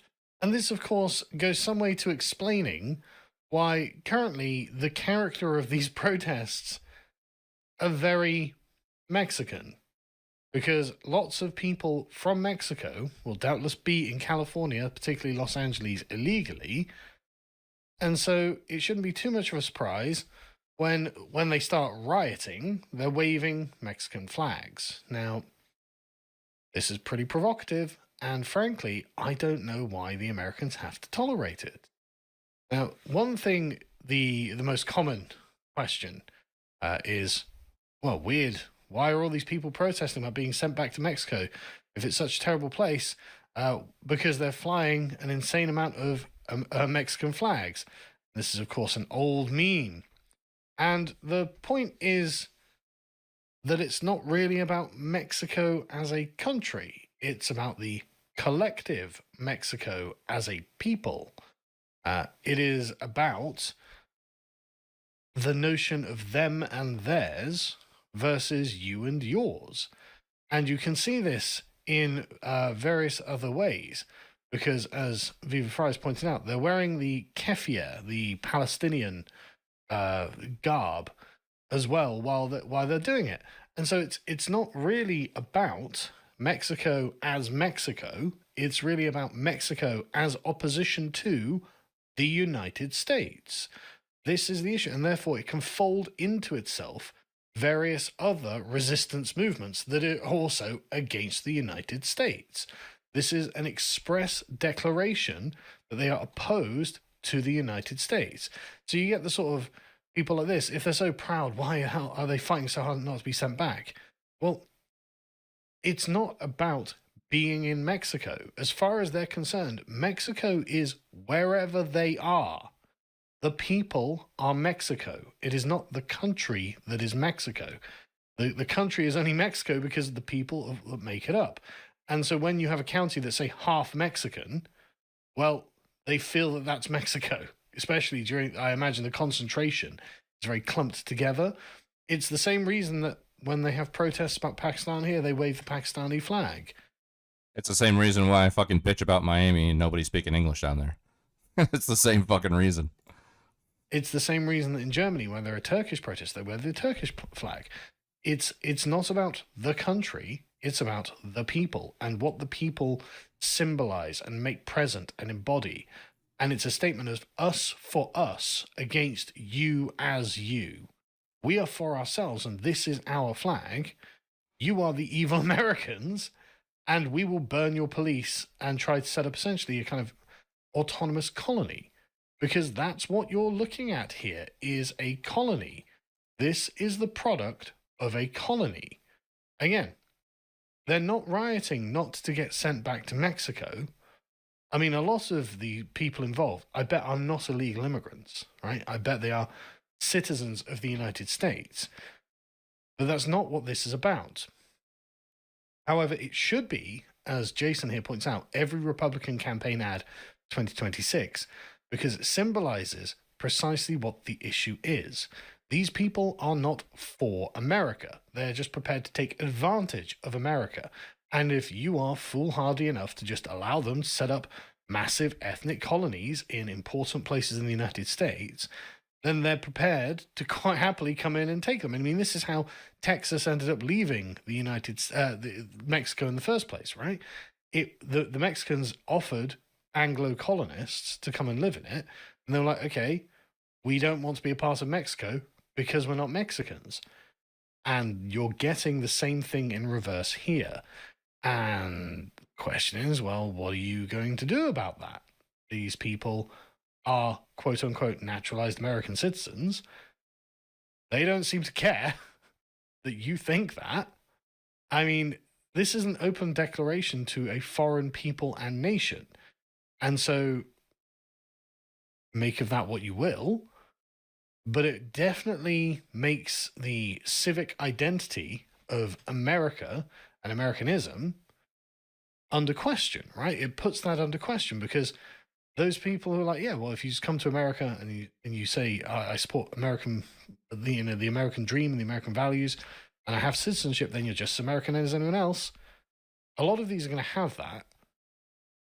But are they just as American as anyone else? Would they claim they're just as American as anyone else? I think that actually a polity is not just held together by rules. It is held together by bonds of kinship and friendship.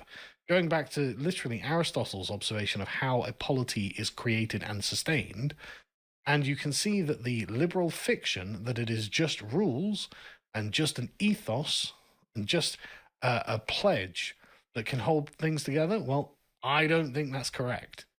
I'm not sure that it can and it is sufficient. And so you can see resistance movements coming together, recognizing each other as valid allies in the great struggle against the United States itself.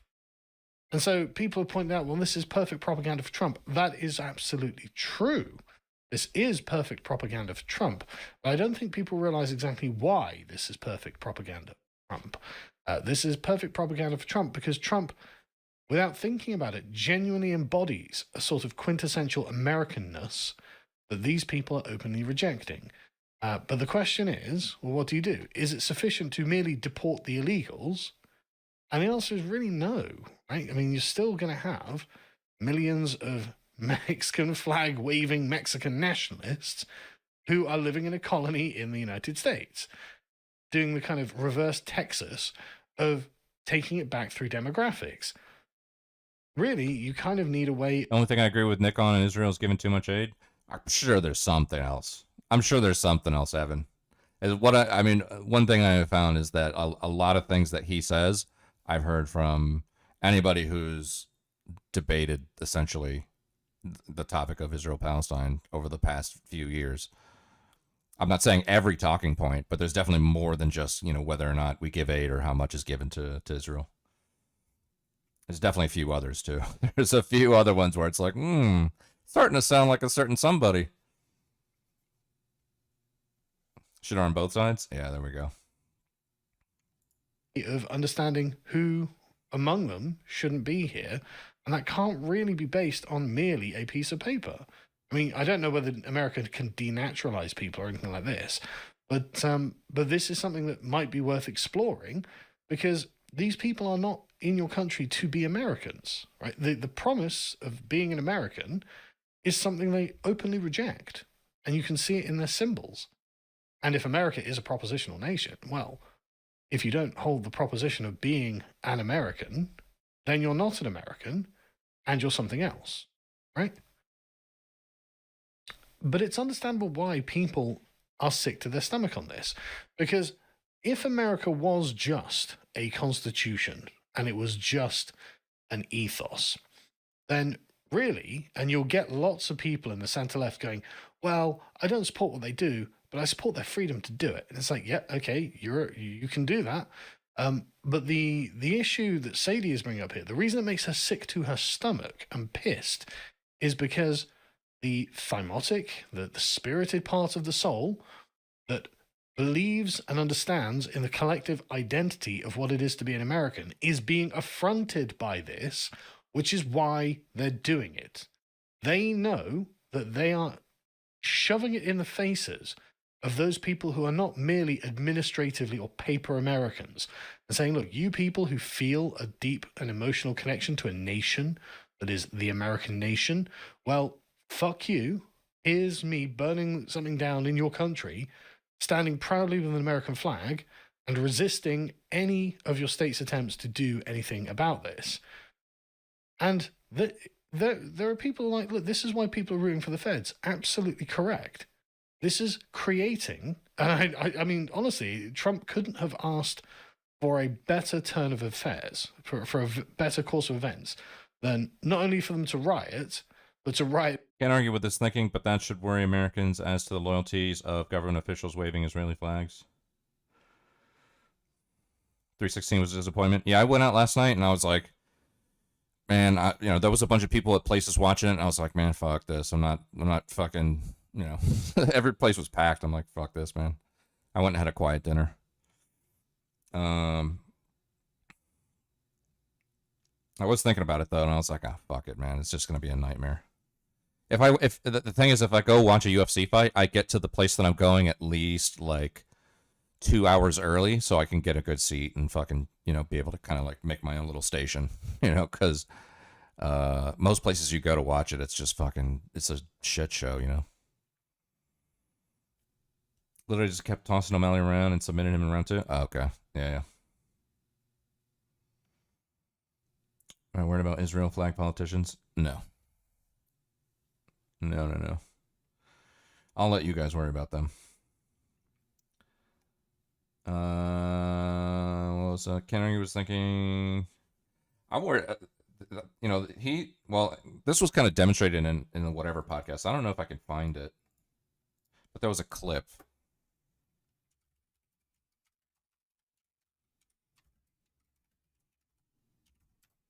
I don't know if it's out there.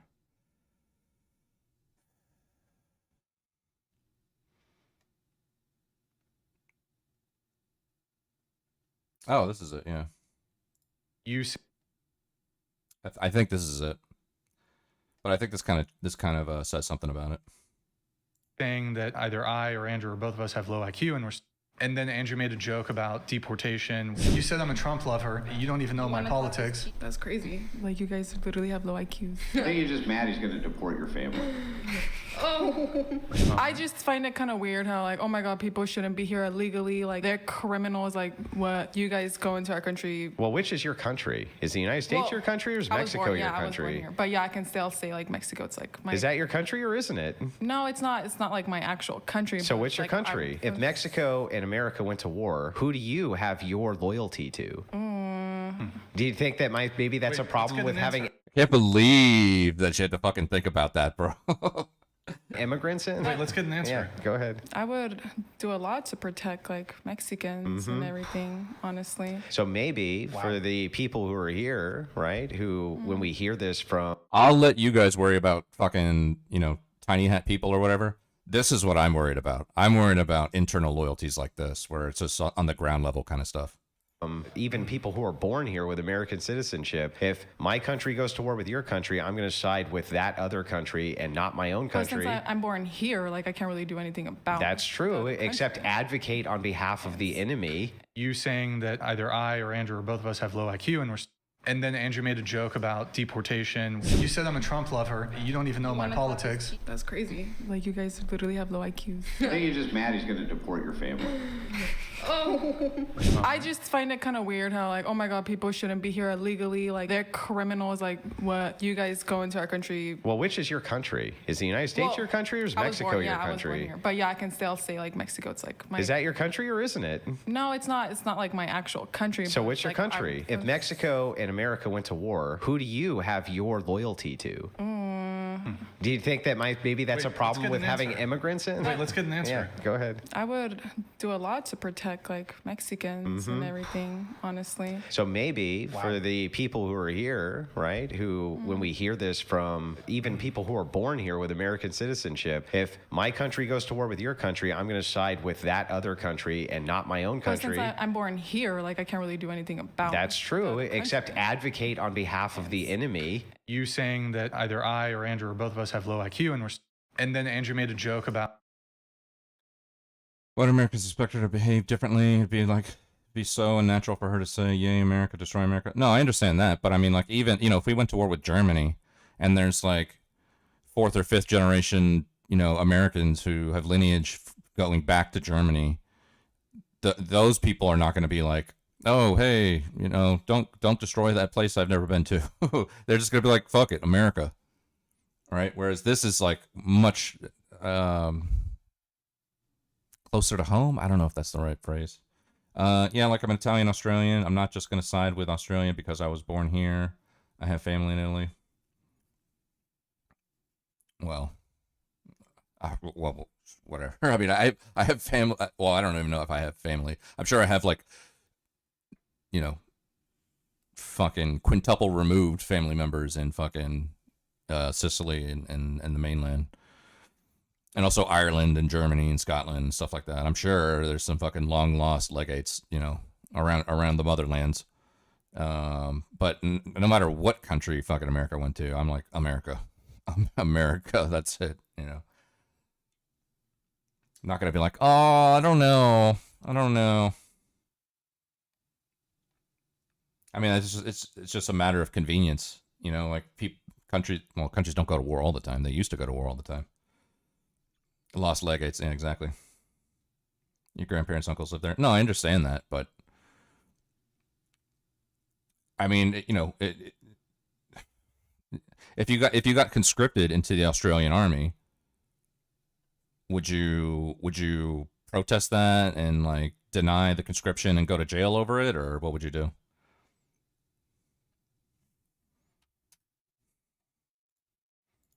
With foreign flags, right? If they were rioting with American flags, arguing from a constitutional right of some kind, then Trump would be in a much more difficult position because it'd be like, oh, right, our fellow Americans are upset about something. But in this case, it looks instead like Trump is dealing with a... That's the difference with me. I mean, maybe it's because I've already signed up for the military and I mean, I was already I was active duty for 4 years. So in my mind, military service is just, maybe it's more default and standard, just blind loyalty to the cause. But even if America went to war with Italy, I'm going over to Italy with fucking guns, That's just me though. Not everybody's like that, I guess. To Ben about America and Israel, and he couldn't say he would be pro-America defeating Israel. That's what Frank meant. Yeah, I would. Yeah. I don't care if it's Ben, or I don't care if it's that Mexican e-girl. I don't care who it is.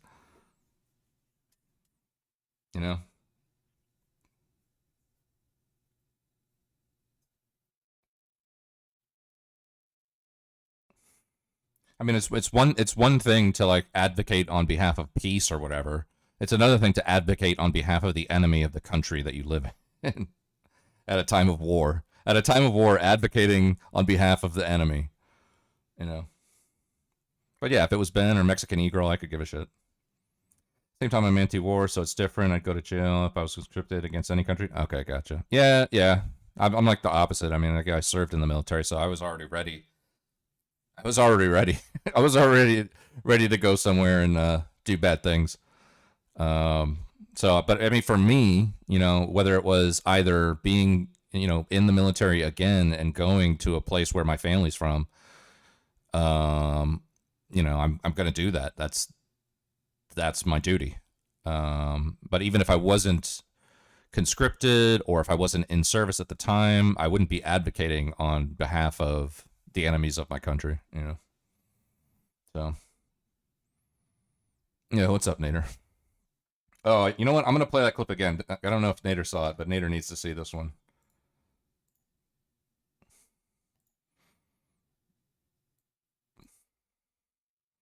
Call of Duty. Yeah, exactly. Yeah, check this one out, Nader.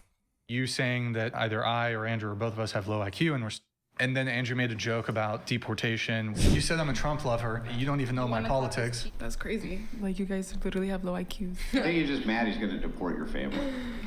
I just find it kind of weird how, like, oh my God, people shouldn't be here illegally. Like, they're criminals. Like, what? You guys go into our country. Well, which is your country? Is the United States your country or is Mexico your country? I was born here. But yeah, I can still say, like, Mexico. It's like my. Is that your country or isn't it? No, it's not. It's not like my actual country. So what's your country? If Mexico and America went to war, who do you have your loyalty to? Do you think that maybe that's a problem with having immigrants in? Wait, let's get an answer. Yeah, go ahead. I would do a lot to protect, like, Mexicans and everything, honestly. So maybe for the people who are here, right, who when we hear this from even people who are born here with American citizenship, if my country goes to war with your country, I'm going to side with that other country and not my own country. But since I'm born here, like, I can't really do anything about That's true, except advocate on behalf of the enemy. You saying that... Exactly. Andrew cooked them all? Yeah. You gonna go on one of those panels now to debate?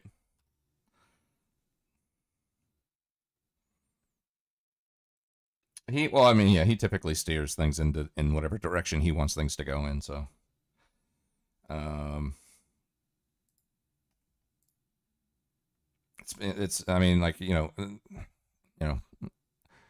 He's not too dissimilar sometimes from people even like Vosh. Now, Vosh hasn't debated in a long time, but when Vosh was debating, his whole thing was optics.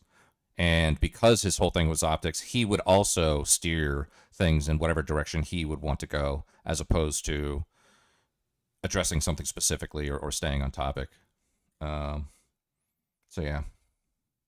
But either way, but it doesn't, in my mind, it doesn't matter because he highlighted something that I think was just more interesting and more important, like this idea that we could have citizens here that would advocate on behalf of the enemy, during a time of war. I mean, it's one thing to protest the war. It's another thing to advocate for peace and all that, but it's a completely different thing to advocate on behalf of the enemy, Now, just depends on where your brain's at in terms of this kind of stuff. Like me and Nader, this is not even a question. Like me and Nader, we would take up arms for our country and we would go wherever the fuck that our country sends us to do all those horrible things, even if it's countries that are like, part of our like the example that came up, Nader, was like, would I go to Italy? Would I go to Italy to go wage war against Italy if Italy was doing bad things or whatever? Like, yeah, I would. I don't care. It wouldn't, to me, it wouldn't matter where the place is.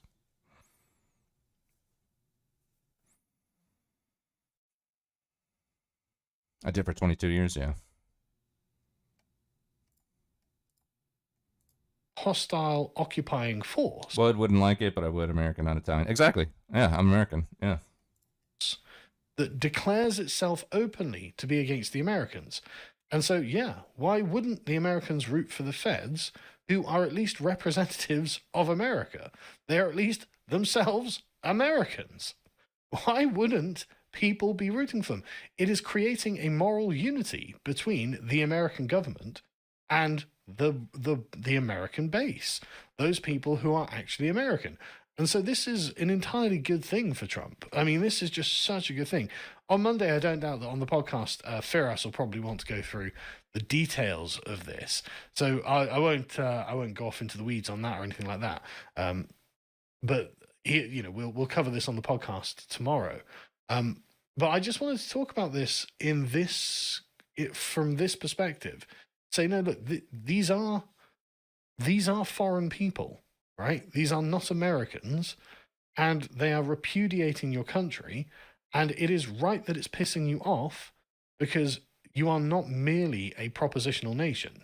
Right? Every nation is really based on a shared collective solidarity, based on various sort of kinship ties, friendship, and an underlying sense of collectiveness and togetherness. And that's what's being attacked with this. But like I said, we'll cover it more in more detail on the podcast, so you actually find out what has happened. But bear this in mind. I think this is important.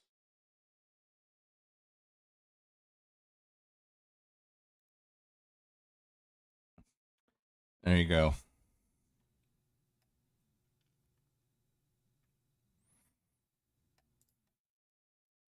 There you go. All right, what else do we got here?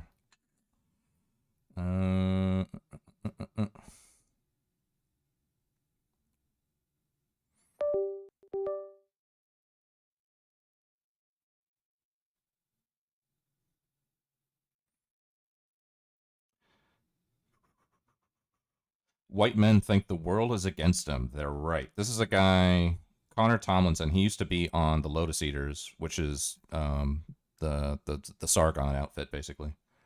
But he started like his own. He started like his own thing. No Asmongold Rage Bait title. No, I just like I set up everything super quick tonight. I didn't have time to come up with something interesting about Asmongold. I do have some Asmongold videos. But I'm working right now. I'm doing some stuff I need to catch up on before some meetings tomorrow. So, but they'll be back this week for sure. I'm sure, especially after all this LA shit. They'll be back. Whatever streams I do have this week, though, Asmongold will be there. I do have some Asmongold. So actually, let's just talk. Let's do the Asmongold fucking LA riots thing. Let's do it. Let's go. So this is these are the mostly peaceful protests that are happening in LA right now. You might think that this is a screenshot from Grand Theft Auto 6. It's actually not. It's LA today. Here we go.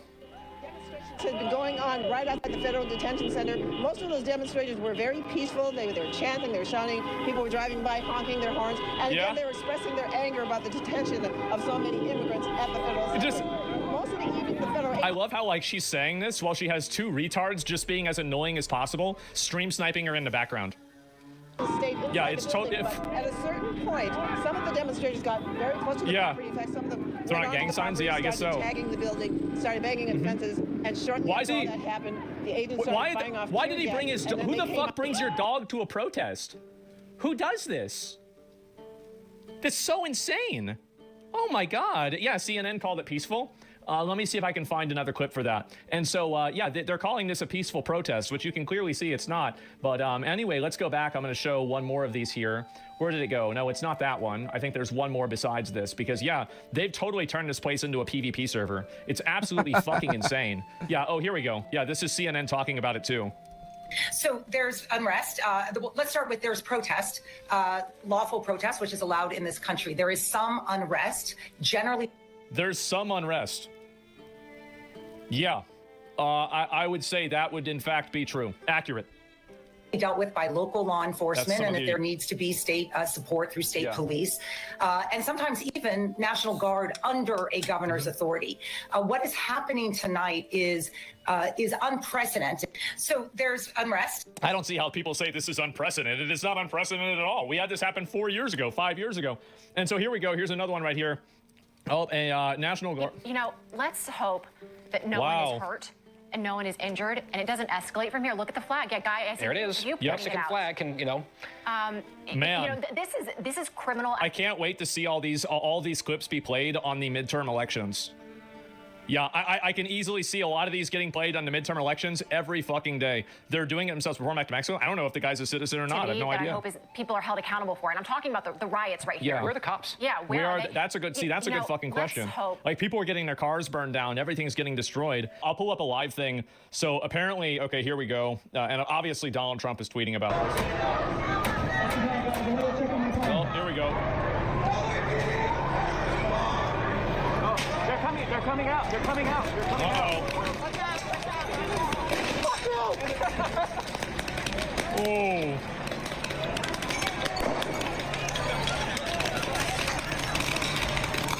Scatter time? time. Yeah, exactly. There's people like this do it. I mean, if they, let me see here if I can find it. So this is the post that I guess Trump made about this right here. A once great city, Los Angeles, has been invaded and occupied by illegal aliens and criminals. Now violent insurrectionist mobs are swarming and attacking our federal agents to try to stop our deportation operations, but these lawless riots only strengthen our resolve. That's right. I'm directing Secretary of Homeland Security Kristi Noem, Pete Hegseth, and Attorney General Pam Bondi in coordination with all the relevant departments to take such action necessary to liberate Los Angeles from the migrant invasion and put an end to these migrant riots. Order will be restored, the illegals will be expelled, and Los Angeles will be set free. Thank you for your attention to this matter. I could not fucking agree more. This is more normal behavior. There's squad cars from North Hollywood. Sorry about that. I'm just going to turn down the audio so you guys don't have to hear it. But, you know, you've got APD. These are not APD. What is this here? Fucking LAPD. You know, cars, I think, getting burned down. Like, this is crazy, right? Absolutely fucking insane. I see the Cash Patel tweet. Let me go back. I see if I can find it. If there's any more of this here. And obviously, they're always posting this too. Rioters are waving foreign flags, threatening family members of National Guard. What is this?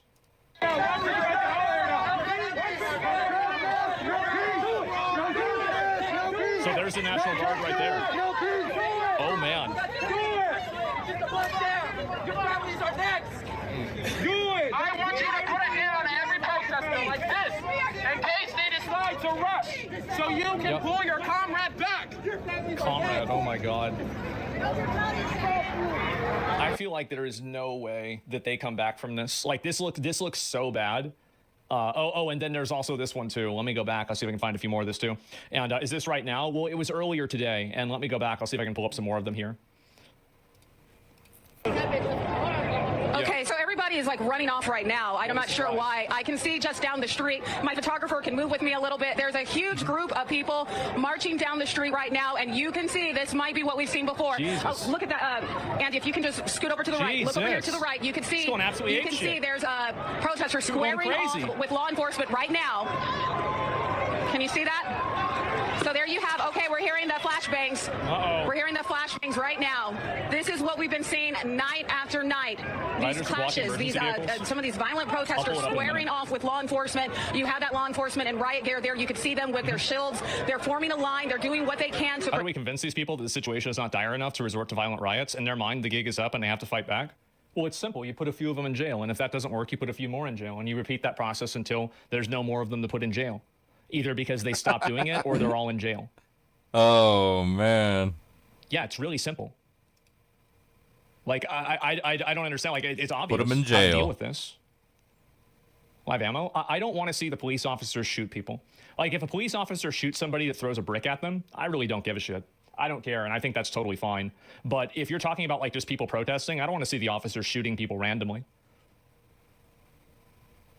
Protect themselves from these protesters, and you have more of them, more of these protesters coming down the street right now. What are you saying? Somebody says, what am I saying in terms of like throwing a brick? Throwing a brick is a deadly weapon, and a brick could kill somebody. If somebody hits you in the head with a brick, there is a good chance that you'll die, or you will sustain an injury that will change the rest of your life. And I think that police officers, the same as every other citizen, because police officers are citizens, they have the right to defend themselves. And I think that they have the right to proportionally defend themselves. And if people are trying to exact deadly force against a police officer, I think a police officer should be able to defend himself with deadly force. Anybody throwing bricks, I think your life is forfeit. That's what I think. And again, why are you throwing bricks at people in the first place? Who the fuck throws bricks at somebody? It's crazy. Like, if somebody came to your house and they threw a brick at you, and you shot them, I would call that self-defense.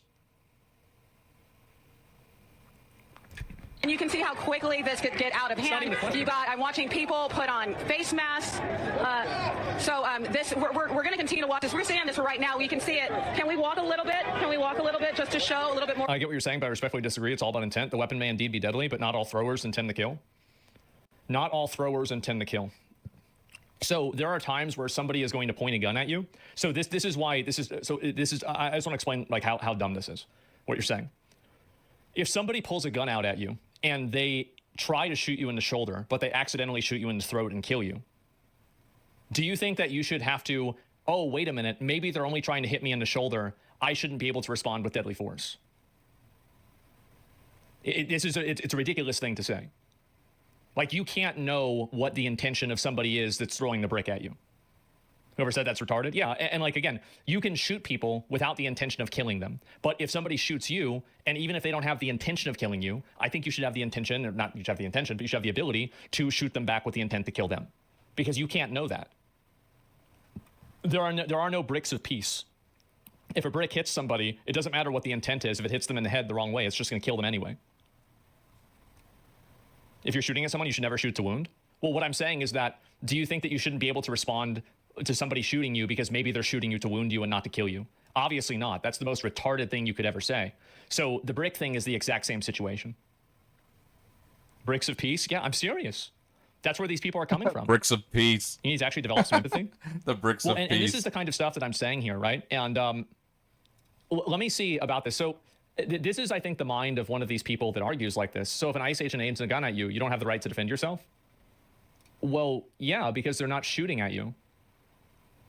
Like, I don't think that they should shoot people that are holding bricks. I think they should shoot people that are throwing bricks. And also, where's the empathy for the police officers that are getting pelted with bricks? What about them? And this is the problem, is that people like this love to advocate for empathy, but they don't actually want to advocate for empathy. They want to advocate for a one-dimensional form of empathy that paints them as the victim and the people that they're attacking as the oppressor. You don't want me to have empathy, because I'm having empathy for the police officers and the people who live in the city that are having their city destroyed, burned down, destroyed, and terrorized by a bunch of crazy fucks. So this entire concept of empathy is totally misguided. You are advocating for empathy towards a person who is trying to throw a brick at another person. This is insane.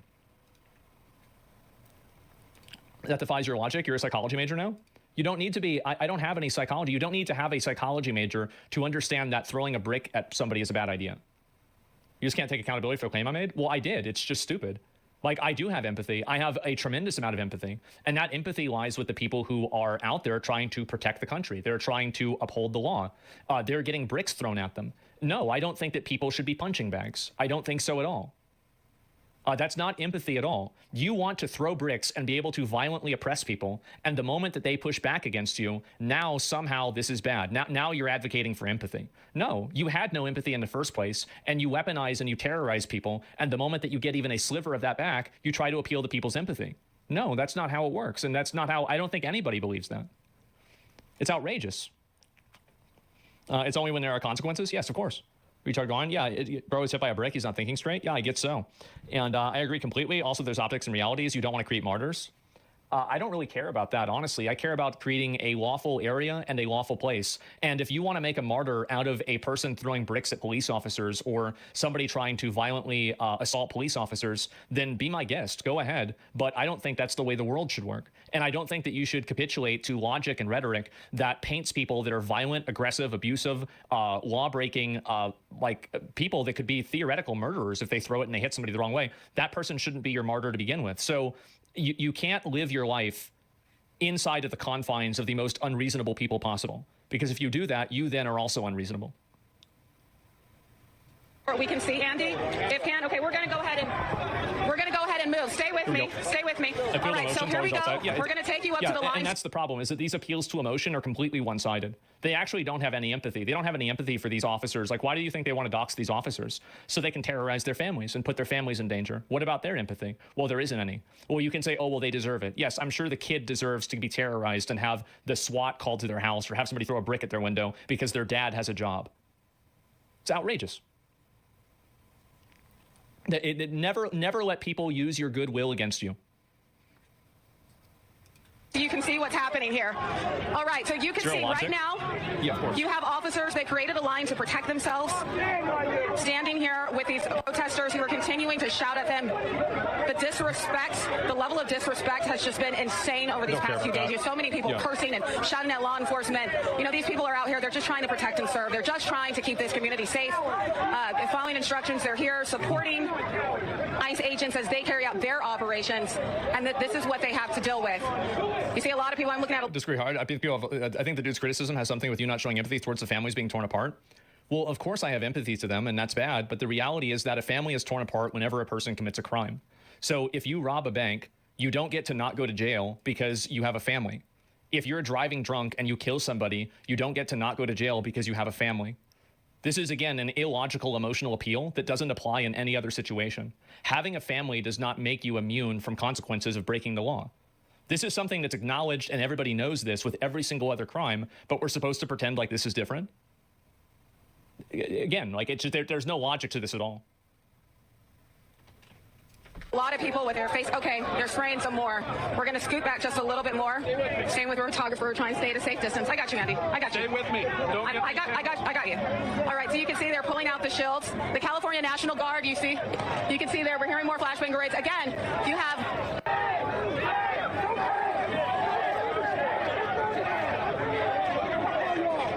All right, so you can see you have the police here, you have the National Guards here. This is bad. Tactical vehicles, military vehicles. Again, this is the very same place where all that violence broke out on Friday, when you had the acting ICE director, Todd Lyons, calling it appalling. This is where that happened, where they said that that there were over 1,000 protesters. I'll go to live stream in a minute. Yeah, I just want to show you guys some of the other videos and things that are caught up. Oh, this person's she is a senator, I think, or a congressperson. I forgot which ones. Maxine Waters.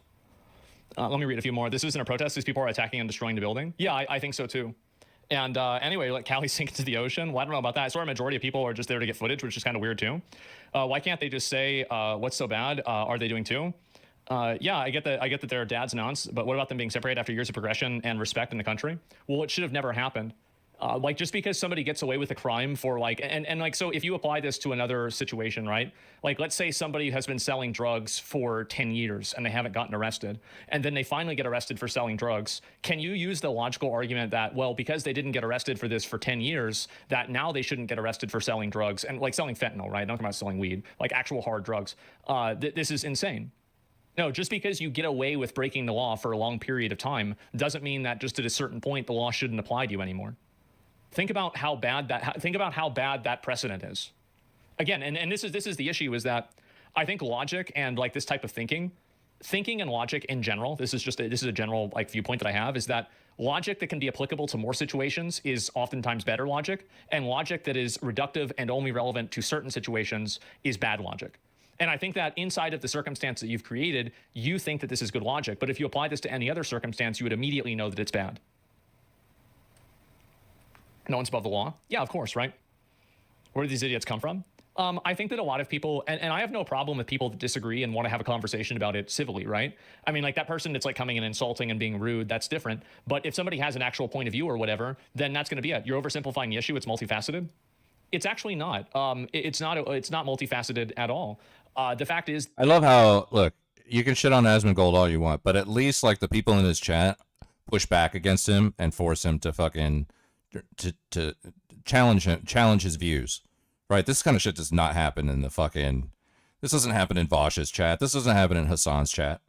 People are pushing back on him in his own chat, and if he's wrong, he's the kind of guy that will probably be like, oh, you know what, I was wrong about that, regardless of how inferior cultures may be according to him or whatever. That these people are coming over to the country. They are breaking the law. They know that they're breaking the law. They're doing it on purpose. And they had kids and they started a family, or they had a family and they brought them over, and they knew that this is what happens. So at a certain point, again, there is no other crime that we do that is like, oh, well, this person has a family, so they don't have to go to jail. This is ridiculous. Yeah, it's a ridiculous line of thinking, and it doesn't apply to anything else. Please bring it up. I'll debate you on this. I'm not interested in a debate or anything like this. So police officers in gear that makes a brick, not a deadly. So this is the kind of stuff that I'm talking about, right? Police officers are in gear that makes a brick, not a deadly weapon anymore. Okay. They're also probably wearing bulletproof vests. Does that mean that you can shoot them with a gun? How could you possibly say something so ridiculous? The concussive impact is what really matters. Like, how could I don't even understand how a person would even think like this. What a ridiculous thing to say.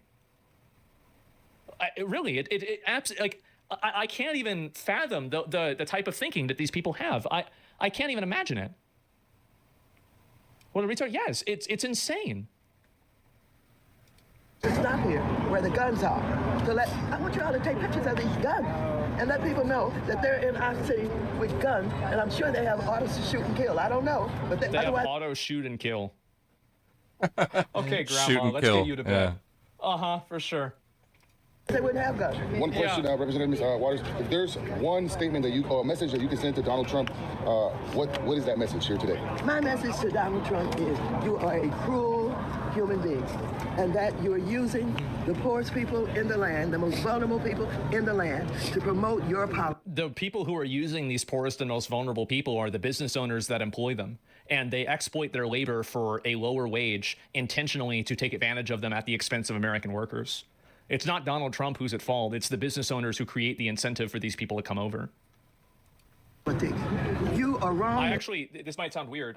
The same as I said, like, I don't really blame the rock throwers, right? It's like just arrest them and that's it. Like, I'm not like emotionally angry at them. They're just retards, right? It's not really worth taking seriously or getting angry about. I also don't blame any of the illegal aliens.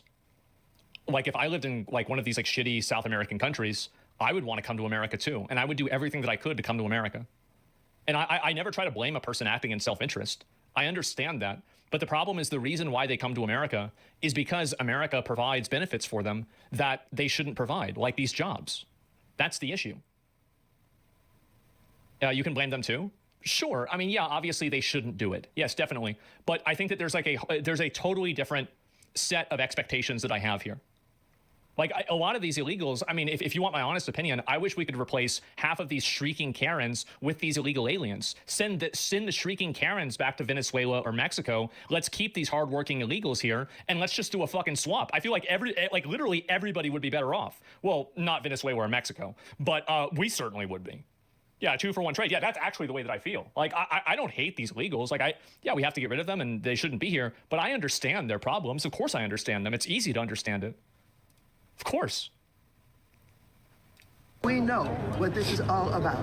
We have people who are immigrants here who are trying to seek a better living, who come from places where they have experienced this kind of thing that he's doing here today.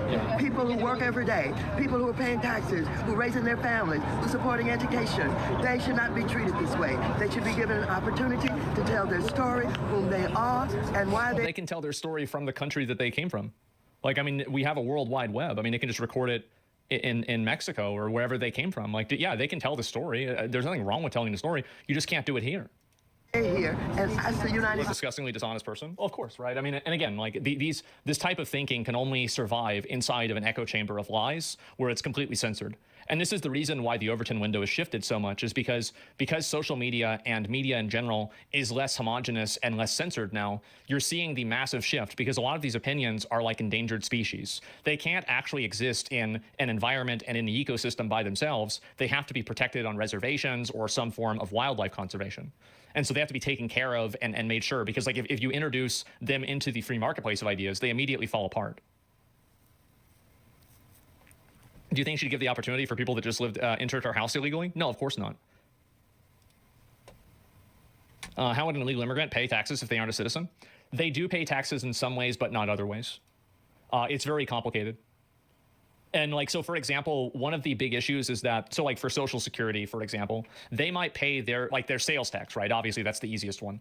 But like for Social Security, in a lot of these cases, I think the employers are not paying their Social Security. So Social Security for a lot of jobs, and correct me if I'm wrong, I could be a little bit off on this, but the way Social Security tax works is that the employer pays half and the employee pays half. Well, if you're hiring a person who's an illegal, well, you're not paying that half.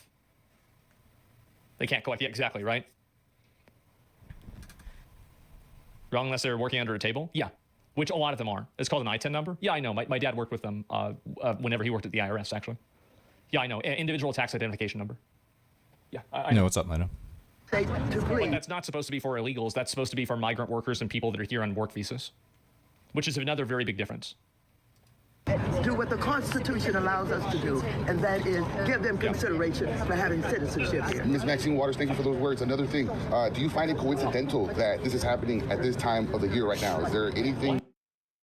At Conrad, so someone is American if they're born in the U.S. Evan, you're opening up a fucking can of worms right now with Conrad.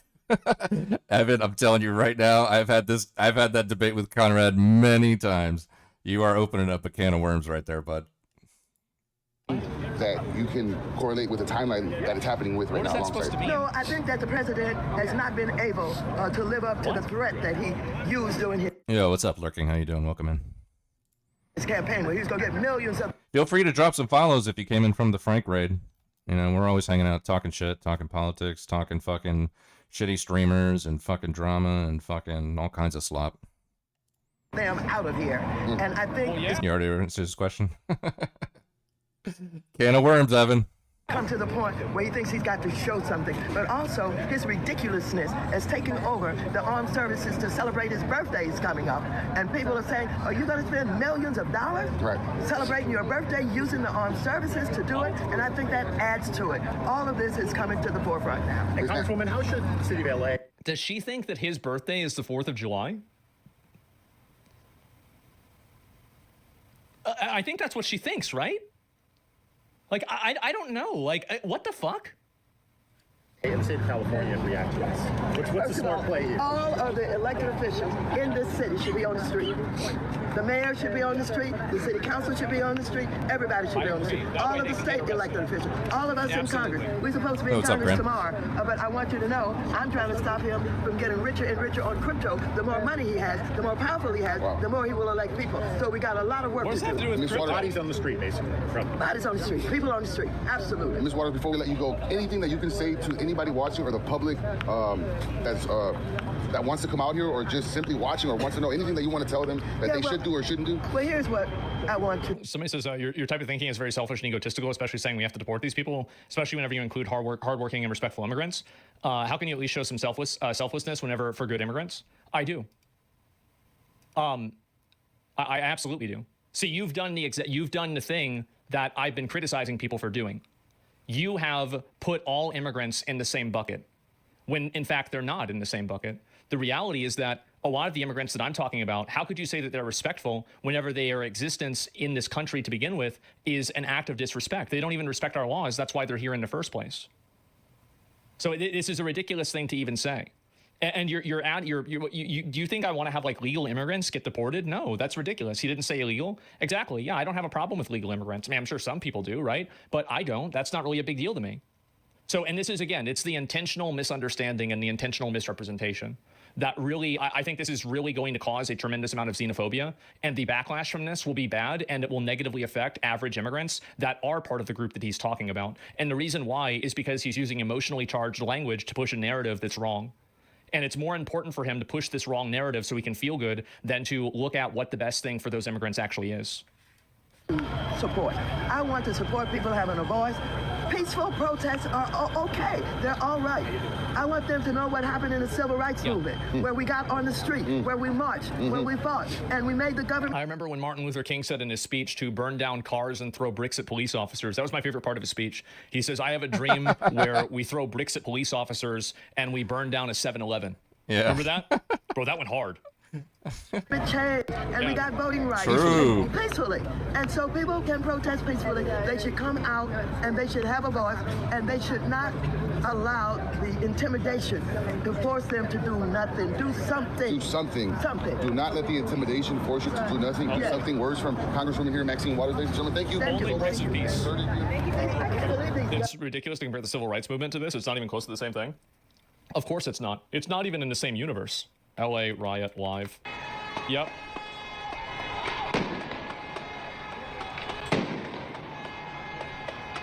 Someone said I would deport Anne Frank, which doesn't even make sense. What? How would you deport Anne? Where? To where? What the fuck? You would deport Jesus? Wait. To where? Oh my God. You see Hassan? No, I don't see Hassan. I heard he was out there. I don't know. I think that I saw an image of it, and I think he's on like the side of the top.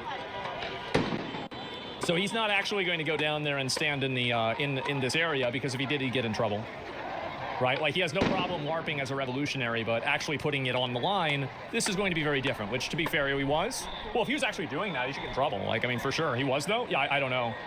Yeah, I'd have to go and double check. He already did? Oh, I'd have to double see and see it. Yeah, I mean, in my opinion, I think all these people should just get arrested. That's really how I see it.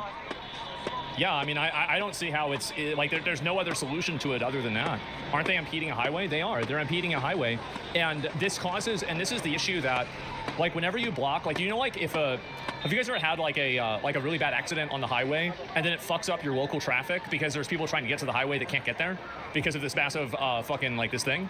Yeah, for sure, right? And so like traffic is kind of like, think of it as like a I don't know, like a nervous system or like a blood system, right? Like it's contracting and expanding over time. And so if you stop it at one point, you cause a problem throughout the entire system.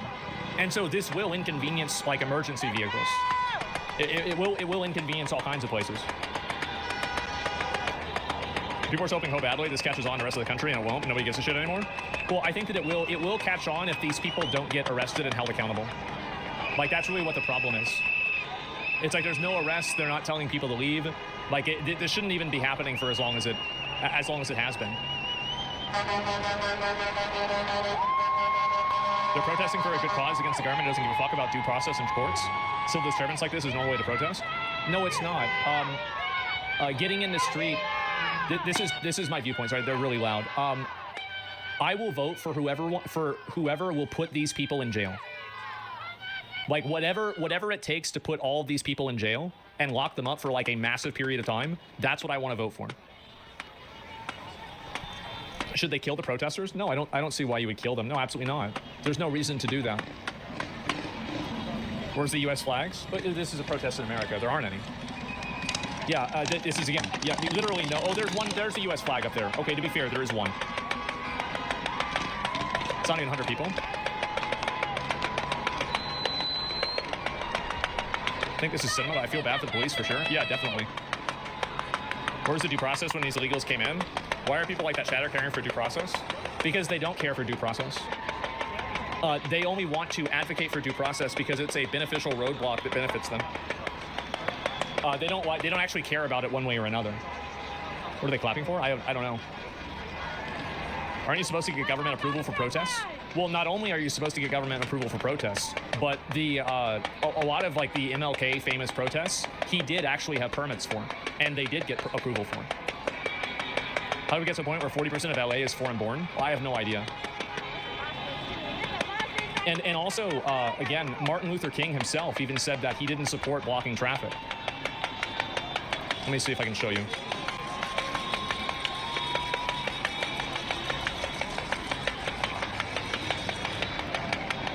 Let's see here. And I mean, this is an AI summary, so people feel free to not believe it. But this is an example right here. While Martin Luther King was known for his nonviolent protest acts marches, he did not support the deliberate blocking of traffic as a primary tactic. He viewed such actions as a misguided approach and was uncomfortable with the potential inconvenience and disruption. So, I mean, it's and there's obviously like information, there's a quote of this and everything, right? And so, like this is, I mean, you just look this up. Yeah, so, and like, so I just want to show you guys that because like, there is like this false narrative that, well, because this is what happened in civil rights, this is why it's okay to do it now. That's not even what happened in civil rights.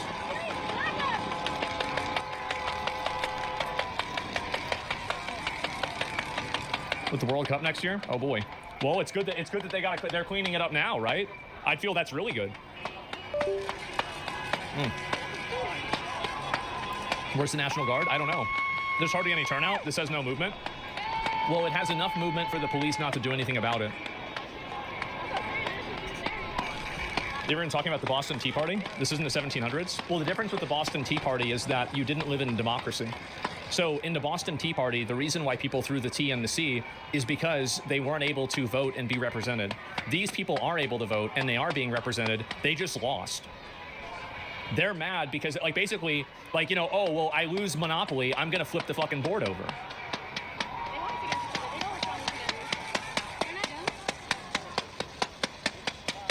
Keep it up. Keep it up. Do it 100 more times. It's going to get rid of Donald Trump. Keep it up. Yeah, look at them all. That's crazy. There's a second group at the ICE facility, too? Yeah. Some policies can be against minorities, and they have the right to protest. Well, I mean, that doesn't even make sense. Everybody has the right to protest. This isn't protest. Standing in the middle of the street isn't a protest. Yeah, that's not protesting. That's breaking the law. Like, if you go and you go into your local highway and you stand in the middle of your highway, They're going to arrest you eventually. There was a scene that I saw where they were actually like there was cop cars coming down this freeway, and the people at the top of the fucking the overpass. The people at the top of the overpass were chucking rocks onto the cop cars and just completely destroying it. Let me see if I have that.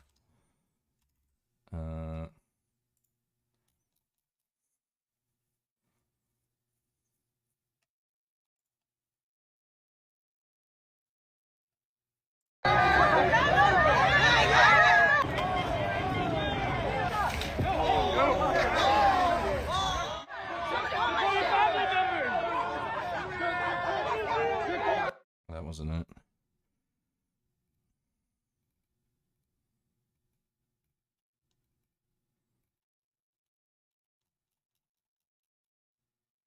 You know, it was probably on another platform, but you could just see like lines of cop cars with smashed windows and shit. Every time a new car would come in, they'd throw like these giant fucking like chipped away pieces of concrete and just destroying all these cop cars.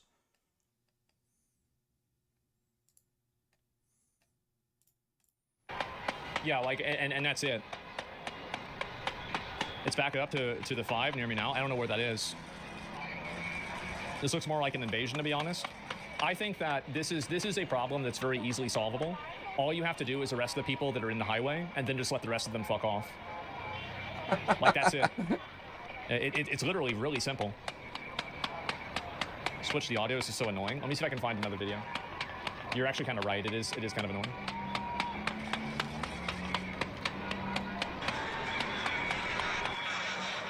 Yeah, we got another one right here. Look at them all. God damn. God damn. Trying to shot protesters in the 80s. That's what we should do here. I don't advocate for, and I'm not a fan of shooting protesters unless they're using deadly force, like throwing rocks or something like that, or shooting you. I don't think it needs to come to that. Yeah, there's no reason to do that. I work here. This is fucking annoying. Uh-oh.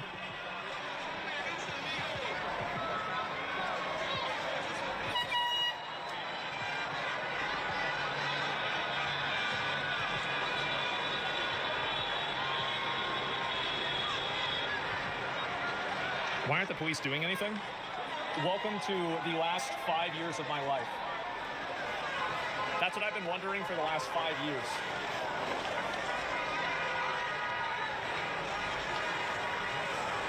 It's so annoying. Yeah, it is. Do you think that by doing this, all the illegal immigrants will just become illegal? Yeah, that's clearly what they're trying to do.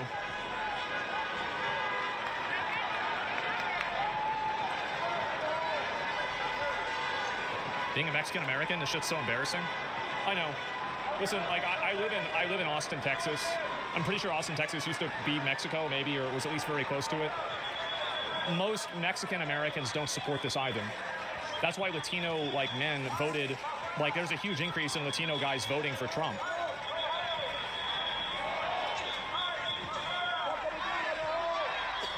No. You spot Hassan? No, I don't see him. I don't see him. See if we can get a higher quality. No, this is as good as it gets. I'll see if he pops up.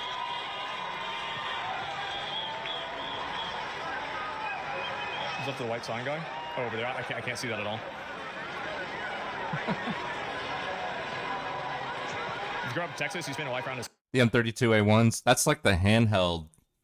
That's like the handheld fucking grenade launcher, right? I mean, you can use tear and pepper or whatever kind of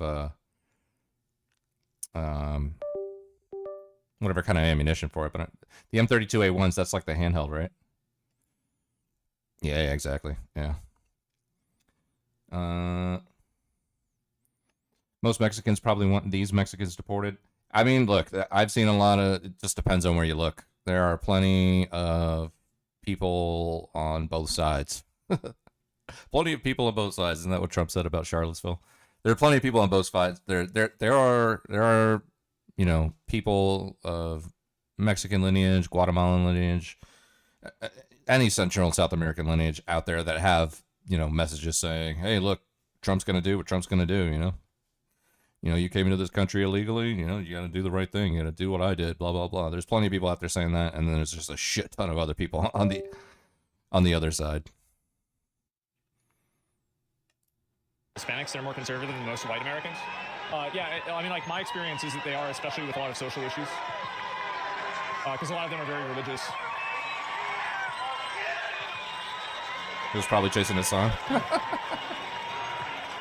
Oh, PPG. Roman Catholics? Oh, yeah. Whenever we, my mom and I, more yelling. Yeah, again, not a, like I Red think maybe Mexicans? that's an Okay, American gotcha. flag. I don't know if it is. Other than that, not a single American flag in sight. There you go.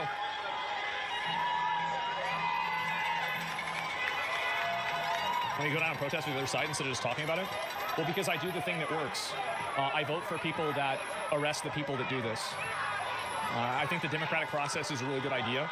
And so, like, instead of going and standing out in the street, I just patiently wait for the ability to vote, and then I vote for people who I think will solve the problem. But you didn't vote? Yeah, and I don't really feel like, I don't feel bad about that right now, because what I would have voted for is for somebody to come in and arrest all of them. But it didn't happen. That's my whole point.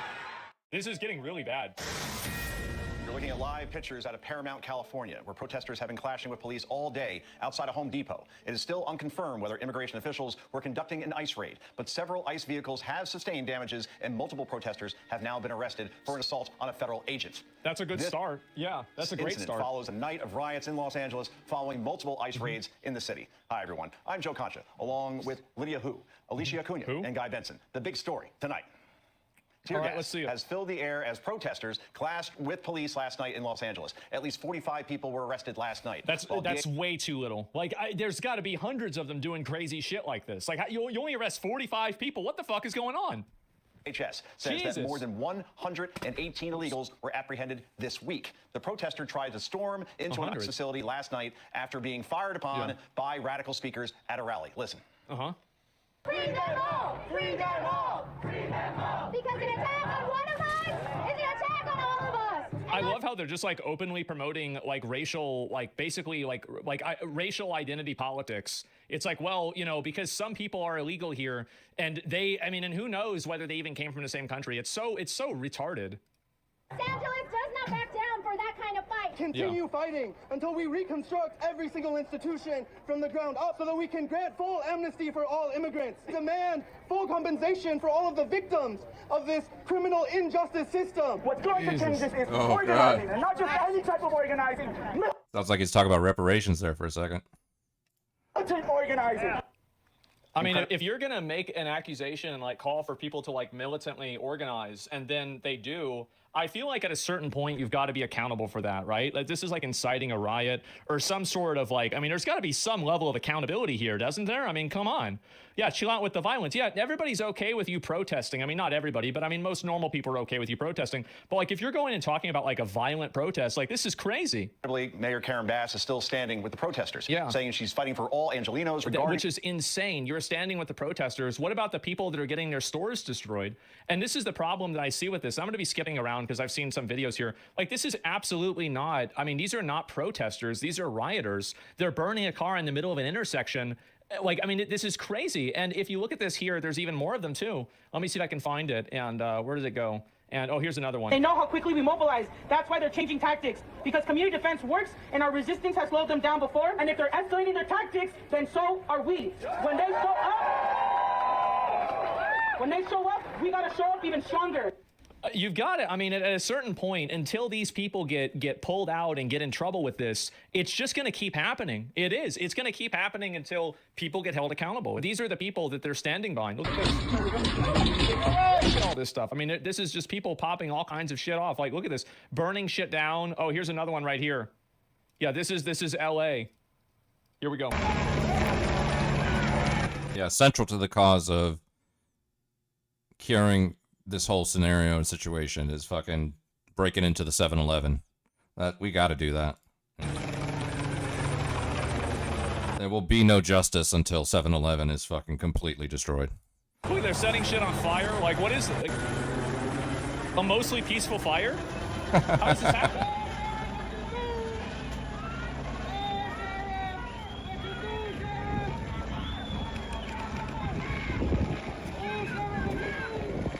Yeah, I'm sure this is good for everybody, right? Definitely great. Yeah, and so you have mostly peaceful fires being started. Apparently the wildfires weren't enough for them, and they started doing even more of these. Obviously, of course, burning American flags. This goes without saying. Yep. That's great. Yeah, for sure. And again, I don't care if somebody wants to burn the American flag. Do whatever the hell you want. But you can't do it in the middle of the fucking street. What is this? Deport them? No, the problem is that you need to get arrested for starting a fucking fire in the middle of the goddamn street. It's insane. And so anyway, you've got this stuff going on. And, oh, this is another one. This is so fucking funny. Here we go. The ICE wanted them to get arrested. Well, actually, let me go back. We'll watch the rest of this. I just wanted you to see that whenever she's talking about defending these protesters, these are people that are breaking into businesses. They are destroying property. They are lighting random cars on fire. They are stealing things. They're vandalizing the entire place. They're throwing bricks at police officers, throwing bricks at random cars. This is in no way, shape, or form is this peaceful at all. It's crazy. No, you don't understand the historical context. Yeah, for sure, man. The historical context of throwing a brick at somebody. Regardless, excuse me, of immigration status, and doubling down that LA is a city of migrants, leaving out the illegal part. But the people... Yeah, and this is the problem, is like, and I don't think these people realize what I think they're going to do is they're going to create a form of xenophobia that's going to push against all migrants and all immigrants in general, because their refusal to create a distinction between legal and illegal immigrants. I think that people will play into that, and they will just want all of the immigrants removed in general, right? And that's what I've already seen happening, right? And you saw this in, like, you know, a micro version of this with the H-1B visa thing. And so the problem is that they're actually putting a lot of these immigrants that are legal immigrants in the country, they're putting them at risk, and they're putting their status at risk by intentionally conflating them with actual criminals that came over illegally. It's insane. As Karen Bass are threatening ICE agents, spray painting death to ICE on dumpsters. Gavin Newsom also weighing in on the riots and blamed them on, get this, President Trump, accusing him of tearing families apart. And this is on Friday. So, I mean, this is to be aired 2 days ago, right? Donald Trump's chaos is eroding trust, tearing families apart, and undermining the workers and industries that power America's economy. Well, I mean, here's the thing. I mean, I don't know really what is this is Donald Trump's fault that you have a bunch of illegals in your state that are lighting things on fire? Donald Trump made them light things on fire? Like, I don't think so. What a ridiculous thing to say. And this chaos has now spread to New York City today alone as protesters organized in Lower Manhattan. I cannot wait till they bring in the National Guard and put these people in jail. This is such fucking savage third world behavior. I don't know why Americans are expected to tolerate this for even an hour. Like, I think immediately they did. I know, but like, it should have happened immediately. Joining us to break down everything in terms of these protests is border czar Tom Homan. We're going to go. Tom, how is ICE responding to these protests? And thanks for joining us tonight. Look, we're going to continue doing our job. And yesterday, we got 118 arrests. You know, I was out here yesterday to kick off this operation. And what people aren't talking about is ICE served, you know, several warrants yesterday. These were criminal warrants. This is a criminal investigation. And these people don't care about that. They don't care about the well-being of anybody. They just care about pushing their ideas and feeling good about doing it. Today, we're continuing operations. They're not going to shut us down. We're out there right now doing operations. We're going to keep doing operations. We brought in more resources to push back the protesters, but I'll say it again, a serious warning. You can protest all you want. You got your First Amendment rights. But if you cross that line of impediment, or you're putting hands on officers or destroy property, you will be prosecuted. There's zero tolerance. Like, that's the obvious, like, I mean, I don't know how anybody could disagree with this. I mean, like, if you're touching officers, if you're destroying property, like, yeah, you can protest, that's fine. But, like, what is this? On crossing that lines, and that's what we're standing by. We're bringing more resources as we speak. We'll have more resources tonight. We're going to continue doing the job that American people voted Donald Trump in office to do, and we're not going to apologize for doing it. Tom, it's Elisa. The reason why American protests evolve like this and other countries don't, the reason why is because they're allowed to. Other countries are, in general, like, a lot more authoritarian with things. And so because of that, and I'm not saying, like, just, I think this is a general reality in, like, most countries, but I think that's one reason. But I think also, not France. Yeah, I mean, France is not like that either. So yeah, maybe that's actually not true anymore. But I do think that, again, like, I made a tweet and I said, if you want to tell whether a protest is in America or not, if you've got a bunch of random retards flying around flags from a bunch of different countries and different identity groups, it's in America. If you have people all flying the same flag, it's in that country. Acuna, again, thank you so much for being here. During the protest yesterday, a Los Angeles City Council member called for mobilization against ICE. Listen. Yeah, that's the thing. They know how quickly we mobilize. That's why they're changing tactics. Because community defense works, and our resistance has slowed them down before. And if they're escalating their tactics, then so are we. When they show up... When they show up, we gotta show up even stronger. So, Tom, will the Trump administration take action against these public officials who are threatening ICE agents with resistance? Absolutely. And I think Pam Bondi and the Department of Justice are looking at that. And they've been looking at a lot of things. They were looking at the Epstein files too. And where are they? Like, I don't want to hear looking at it. I want to see it happening. Like, I'll believe this when I see it. You know, like I said many times, these elected officials or these non-government organizations, they can't cross the line either. I mean, we got people like, you know, Hakeem Jeffries saying he's going to dox ICE employees. You know, ICE agents out there with masks on. They're wearing masks to protect themselves and their families because they've been doxxed, their families been doxxed, their life's been threatened, their families have been threatened. I know myself. Well, then where's why aren't the doxers in jail? Why haven't you figured this out? Like, if you're intentionally trying to put a federal agent and a federal officer of the law's life in danger, why haven't you put them in jail? Like, that's terrorism. That's the problem. If this guy's going out saying that, then like, where's the accountability here? Because this is the problem that I think they have, is that it's very obvious that this is a bad thing to have happen. But the issue is that the people that do it don't face any consequences, so more people just keep doing it. These riots would have never happened if they had called in the National Guard the moment, and the police the moment that they started. But because they didn't do that and they let it escalate to this now, and the ultimate consequence of this is that everybody is paying, like, this is all your tax money. Like, if you're an American, your tax money is getting pissed away at this bullshit because they couldn't stop it from escalating. And the way you stop it from escalating is immediately identifying the problem and solving it. But they're afraid to do that, or they refuse to do that. And then it escalates, and now everybody's spending more money and time. It's very frustrating to see. I've had over 1,000 protesters in my house. I expect that as a border. This is what the majority of California wants. Let them be. That's fine. But then I don't want my taxes going to them. And I think that we should treat them as a foreign nation. Like, if you want to go down that route, that's fine. But like, then okay, let's go down that route. The fact is that California, like, I mean, it's a state. It's not its own country. Like, we fought a whole civil war over this. Like, like, do we really have to go back to 1965 to refigure the same things out again? I don't think that we need to. But these men and women put their lives online every day. They arrested a lot of bad people yesterday and today. They arrested. Well, your taxes don't go to California; theirs go to you. What happens when California gets attacked? What happens if China attacks California? What happens if Russia attacks California? What happens if Japan attacks California? Well, I'll tell you what happens. The federal government and the federal military ensures that California is safe. That's the way it works. And so you're saying the federal taxes don't go to, like, California. It absolutely does. They enjoy a complete privilege and absolute certainty of protection because of their existence inside of the United States and because of their protection under the United States military. That's the reality. Child sex offenders. They arrested people convicted of robbery. They arrested public safety, not only significant public safety threats, but national security threats. They arrested gang members. We're making Los Angeles safer. And Mayor, somebody says a lot of people in California don't support this. I know. I know. Like, listen, like most places, it's not like 100%, 0% one side. I get that there's a lot of Californians that think this is fucking ridiculous too, and I get it. It sucks, and I think that everybody can commiserate with you. Yeah, it sucks that your government is like this. Mayor Bass ought to be thanking us for making her city safer. Yeah. And the term migrant, as Joe Concha rightfully said earlier, they're illegal aliens. There are illegal aliens in this country, and we welcome. We're the most giving country in the world. But these are illegal aliens who committed a crime by crossing this border illegally, then yet committed another crime. Again, yesterday's about a criminal investigation into money laundering, tax evasion, and some of the funds going to cartels in Mexico and Colombia that fund their operations of sending narcotics to this country, killing American people. This is about enforcing the law. And again, we're not going to apologize for doing it. We're stepping up. She says they're going to mobilize. Well, guess what? We're already ahead of the game. We're already mobilizing.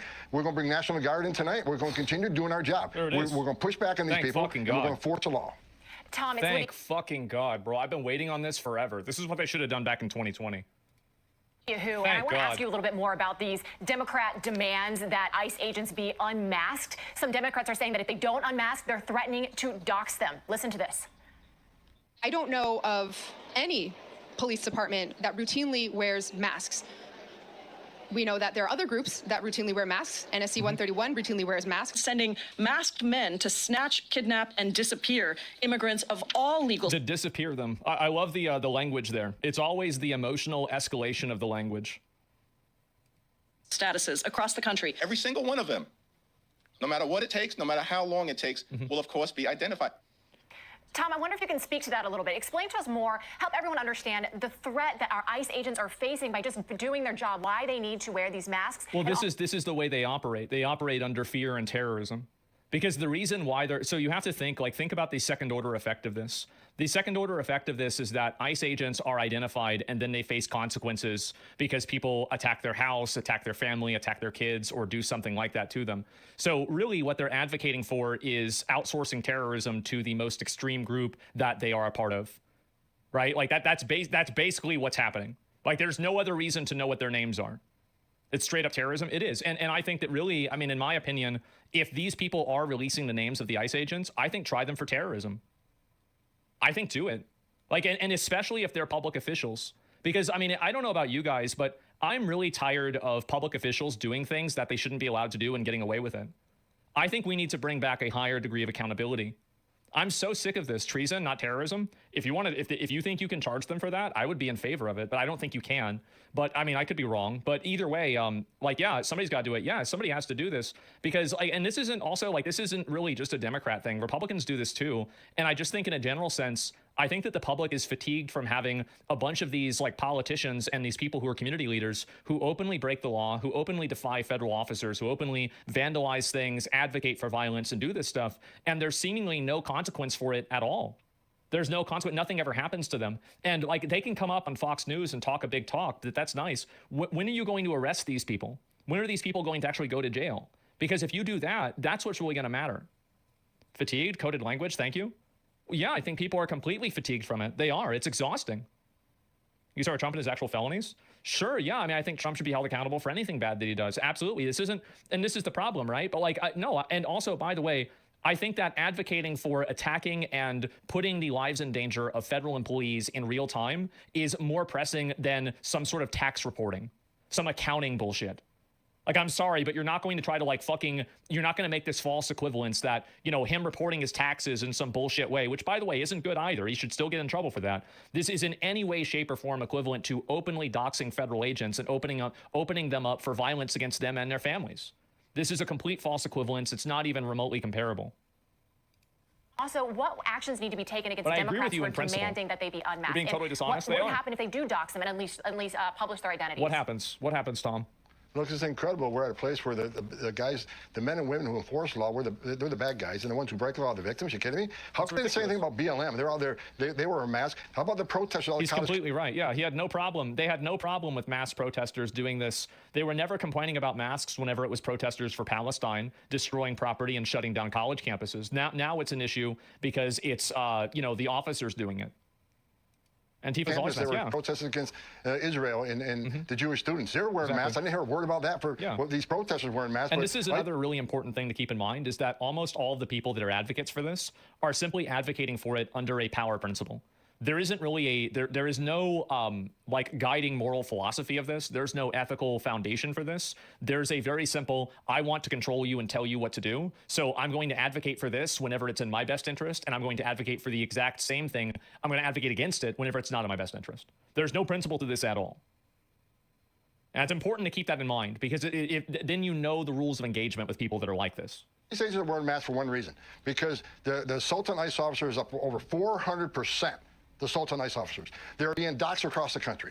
And their families are being attacked. Their families are being doxxed. Their families are being threatened. And I certainly understand it. I have a lot of death threats. I've been doxxed. My family's been doxxed. I understand it. But they're wearing masks for one reason only, protect themselves and their families. They're doing it. Yeah, they are. And that's the reason, by the way, there is no other reason to post a person's full name and address other than to open that person up for effectively being attacked. Like, that's effectively what you're doing. There's no other reason to do it. And it's not, and here's also the thing too, is that most people don't live alone, or at least in a lot of cases they don't. So you're doing crazy AOE damage with this. Cartels don't fuck around. Well, it's not even about cartels. Like, I'm just saying, like, these are just like average American citizens, you know, that's it. And so like doxing is like casting weakness. Yeah, it is. Well, it's like more like casting hunter's mark. If you have to, if you want to get into a WoW term, that's where I would put it. But get into a WoW term. Oh man. All right, you guys are gonna have to Evan versus Nate are we're gonna have to have a part 2 of this back and forth you guys are having. I gotta go to bed. I gotta be up in work. I gotta be up for work in 4 hours. So, I appreciate it, Evan, Nader, Conrad, Maida, Grand, Frank for the raid. Everybody, I appreciate it. I'm gonna raid Rob Noor. Rob Noor is looks like he's debating some leftist on something. I think it probably is like the LA riots or whatever. I'd rather have nuclear war. Yeah. But thank you guys again. I appreciate it. I'll probably be on later. So actually, wait. I got hockey tonight. I don't know. We'll see. I don't know.